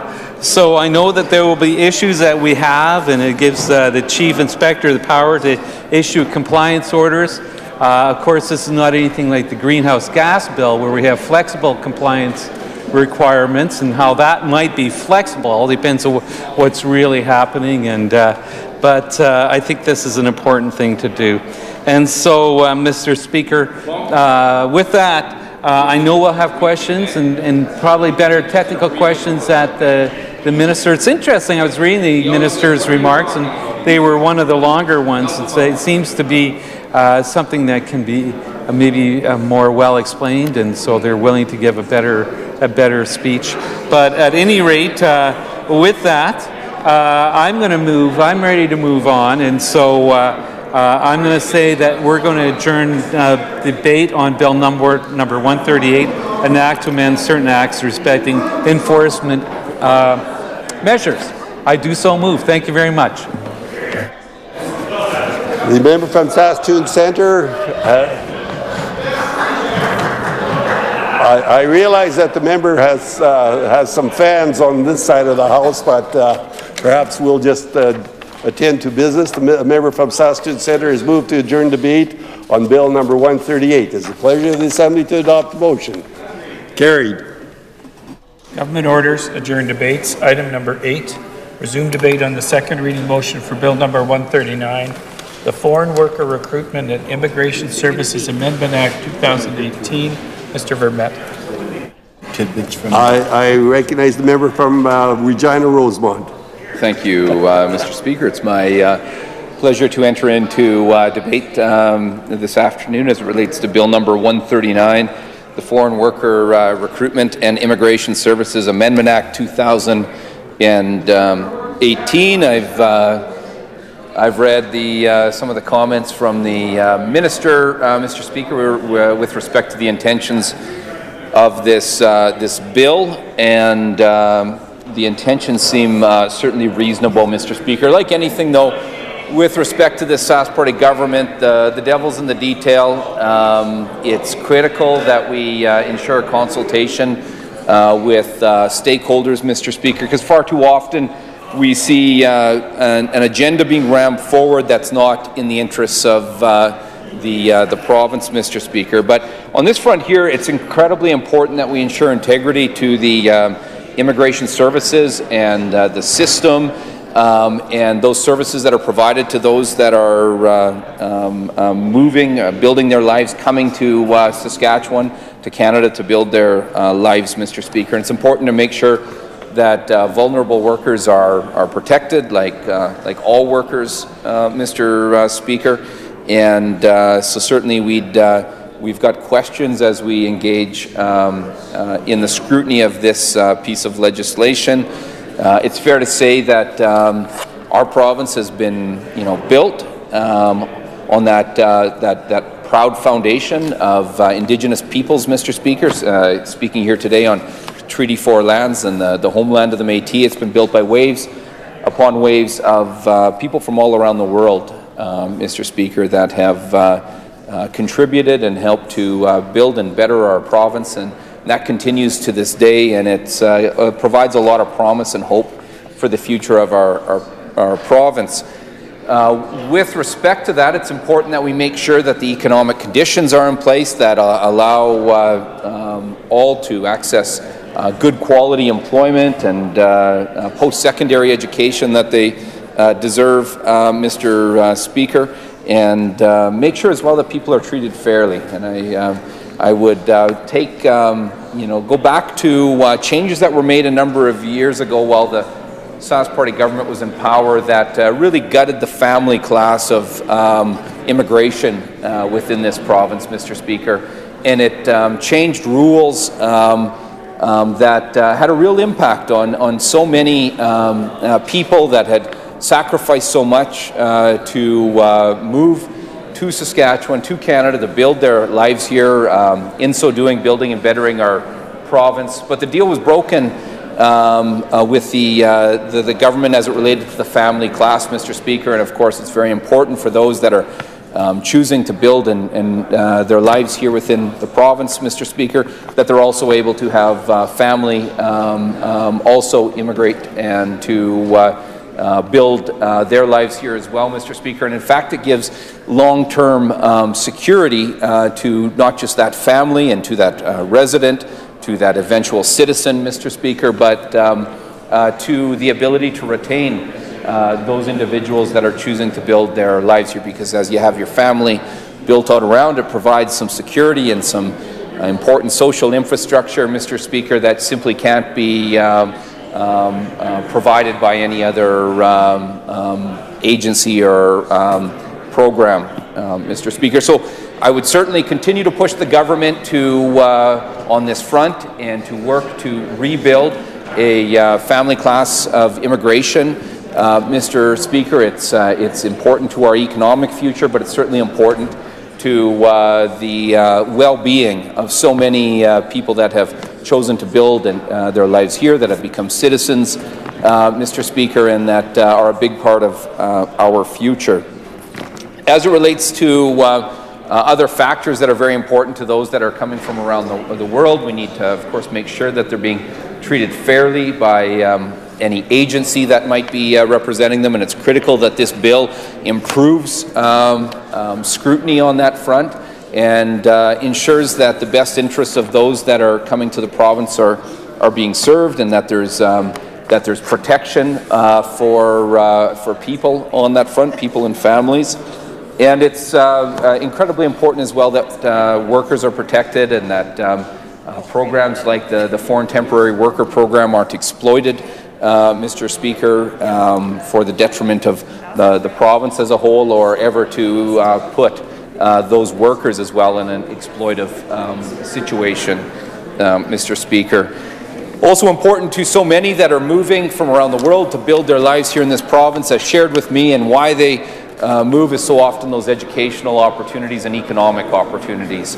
And it's critical that we stop the damage being pushed upon our classrooms, Mr. Speaker, that we build and support world-class classrooms. We have the educators that are in an incredible position to do that, the best educators in the world, Mr. Speaker, but we need to make sure that they have the supports that they need and deserve. And from the Sask Party government, what they've done to education in this province is a real shame, Mr. Speaker. And for those that are moving to Saskatchewan, that education system is very, very important. Often you see many that have made the choice to move to Saskatchewan. There's a lot of risk in it. There's a real sacrifice. You see, I see so many constituents and so many people across the province that are often working precarious work and working incredibly hard, working multiple jobs for that opportunity that they provide for their children, Mr. Speaker. The kind of future that can be provided through the kind of democratic nation that we are, Mr. Speaker, and the kind of opportunity that can be extended through education. kind of opportunity that can be provided by way of economic opportunity, Mr. Speaker. And when it comes to economic opportunity, Mr. Speaker, it's just so sad to see a government failing Saskatchewan people so badly on this front. A government that saw a slowing economy, Mr. Speaker, and threw on the brakes and have made things worse. And we see that time and time again with the choices of this government. Of course, the big, massive overruns, the costly mismanagement, resulting in debt going from, I think, $7.8 billion, a decade ago to $23 billion in 2021, Mr. Speaker. And then, of course, a government that's intent on making Saskatchewan people and our economy pay for their mismanagement. And we see that through the hike and the imposition of the PST onto certainly Saskatchewan families, but onto the construction industry, Mr. Speaker, onto children's clothing, onto insurance, Mr. Speaker. In fact, we have a government that has doubled the take of PST through the measure that, of course, they never ran on, Mr. Speaker. And of course, this is a government that never ran on any of this, Mr. Speaker. They, in fact, through an election, pretended and promised that they weren't going to hike any taxes, but come around through that election, the surprise was on Saskatchewan people, who sadly had trusted, and I think rightfully trusted, the words of the then Premier, Mr. Speaker, who had trusted the words of the Sask Party government. But instead, what they've been dealt is a massive blow to their pocketbooks with the epitome of a job-killing tax, Mr. Speaker, by way of the PST that's been hiked and then expanded and placed onto industries like our construction industry in this province.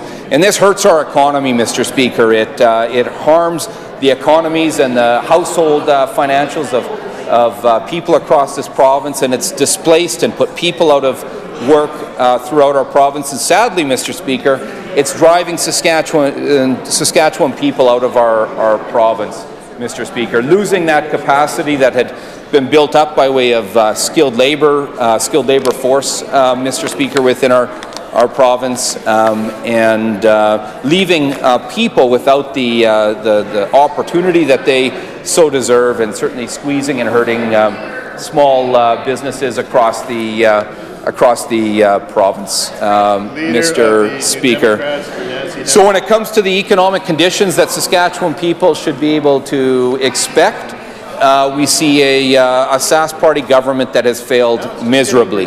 Couldn't save a dime during the best days, Mr. Speaker. Drained the rainy day fund, piled on debt, Mr. Speaker, have almost tripled the debt, Mr. Speaker, during their tenure, have doubled the debt to GDP ratio within this province, and not because they were making investments in people, Mr. Speaker, but because they were mismanaging project after project and signing taxpayers on to costly overruns, like the one that we've seen with the Regina bypass, Mr. Speaker, where, if you can imagine, Mr. Speaker, they've actually taken a project that was originally, they said, studied to death at $400 million. Now we're talking $2 billion and counting, Mr. Speaker. And those big bucks, that massive overrun, the biggest overrun in Saskatchewan's history, Mr. Speaker, you may ask, well, where are those dollars going? Well, if you can imagine, they actually shut out local Saskatchewan companies from competing and ensuring value in that on that project, Mr. Speaker. And they inked a deal with a consortia from Paris and beyond, Mr. Speaker, shutting out Saskatchewan workers and businesses from even being part of the tendering process, Mr. Speaker. That doesn't provide value to taxpayers. It doesn't maximize public dollars, and it sure doesn't help our economy the way that it should, Mr. Speaker. You know, we see a lot of failures, Mr. Speaker, when it comes to the economy, that those that are building their life, those that are immigrating to Saskatchewan, Mr. Speaker, as it relates to this bill, Mr. Speaker, we see a government failing to ensure the conditions that will support the hard work or support those people to take on the hard work that I know they always will, and ensure that they have hope and opportunity ahead of them. And I hear a lot of noise from, you know, the Conservative campaigner from, you know, from Walshakers, Mr. Speaker, but it must be frustrating for a member, Mr. Speaker, to look at that record, and say that, well, what was the record as he sat on the back bench, Mr. Speaker? Well, almost tripled the debt. Tried to sell off the crown corporations of Saskatchewan people, Mr. Speaker. Or we think of even our energy sector and the differential that is hurting our economy and hurting producers, Mr. Speaker. Well, how much pipeline did that member and his government build to get to Tidewater during that time? Not an inch, Mr. Speaker. Not an inch, Mr. Speaker. And so what we see with this Sask Party government here is an agenda that's not in the interests of Saskatchewan people, not in the long-term interests of our province, and certainly not in the interests of those that are taking on risk, sacrificing to build their lives in Saskatchewan with that dream, that rightful dream of building and bettering this province and ensuring hope and opportunity for their children. All to be undermined for everyone in Saskatchewan, including those newcomers, Mr. Speaker, by a mismanaging government that's more interested in their partisan interests, their self-interest, Mr. Speaker, than the public interest, than the long-term interest of the province. You know, and I hear the member from Walshakers hollering from his seat. It's more I've heard him say, you know, I think in his entire career in this assembly, Mr. Speaker, so something must have him worked up. I suspect it might be the budget book. I suspect he maybe opened it up and turned to the budget summary and saw that he had almost tripled the debt, Mr. Speaker. Or maybe it's the fact that the measures like this job-killing PST that he's imposed, he knows are taking the jobs away from hard-working people in his very riding, Mr. Speaker. But something's got him upset. Short of getting him a Snickers, we hope that he'll settle down, Mr. Speaker. But as it relates to the kind of work that we should all take on, Mr. Speaker,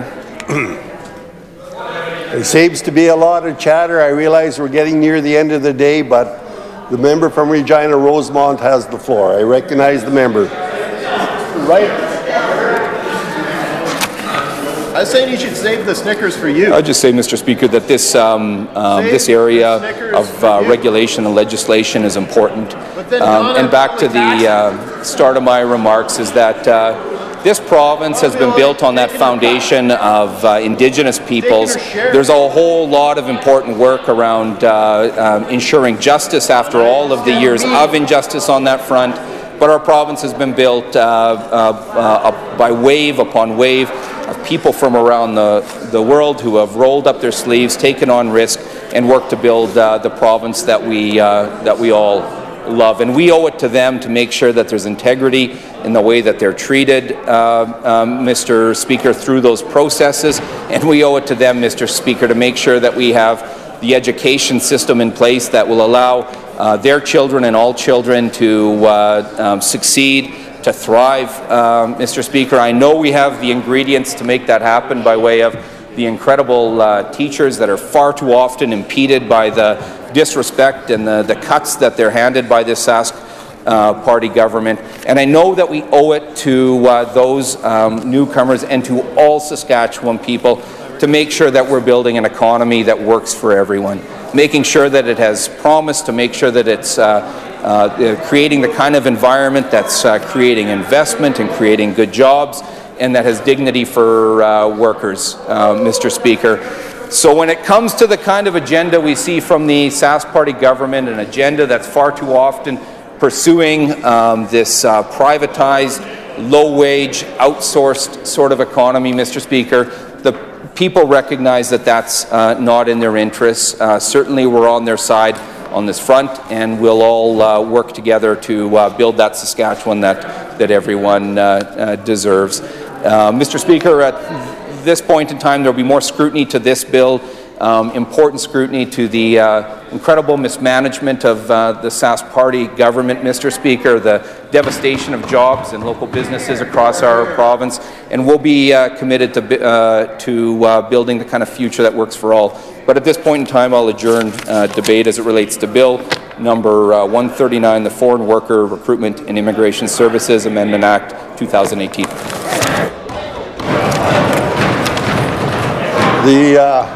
The member from Regina Rosemont has moved to adjourn debate on Bill number 139, the Foreign Worker Recruitment and Immigration Services Amendment Act 2018. It is the pleasure of the Assembly to adopt the motion. Carried. It now being very near the regular time of adjournment, this House stands adjourned until tomorrow at 10:30 a.m. 10. I just saw see if you're awake.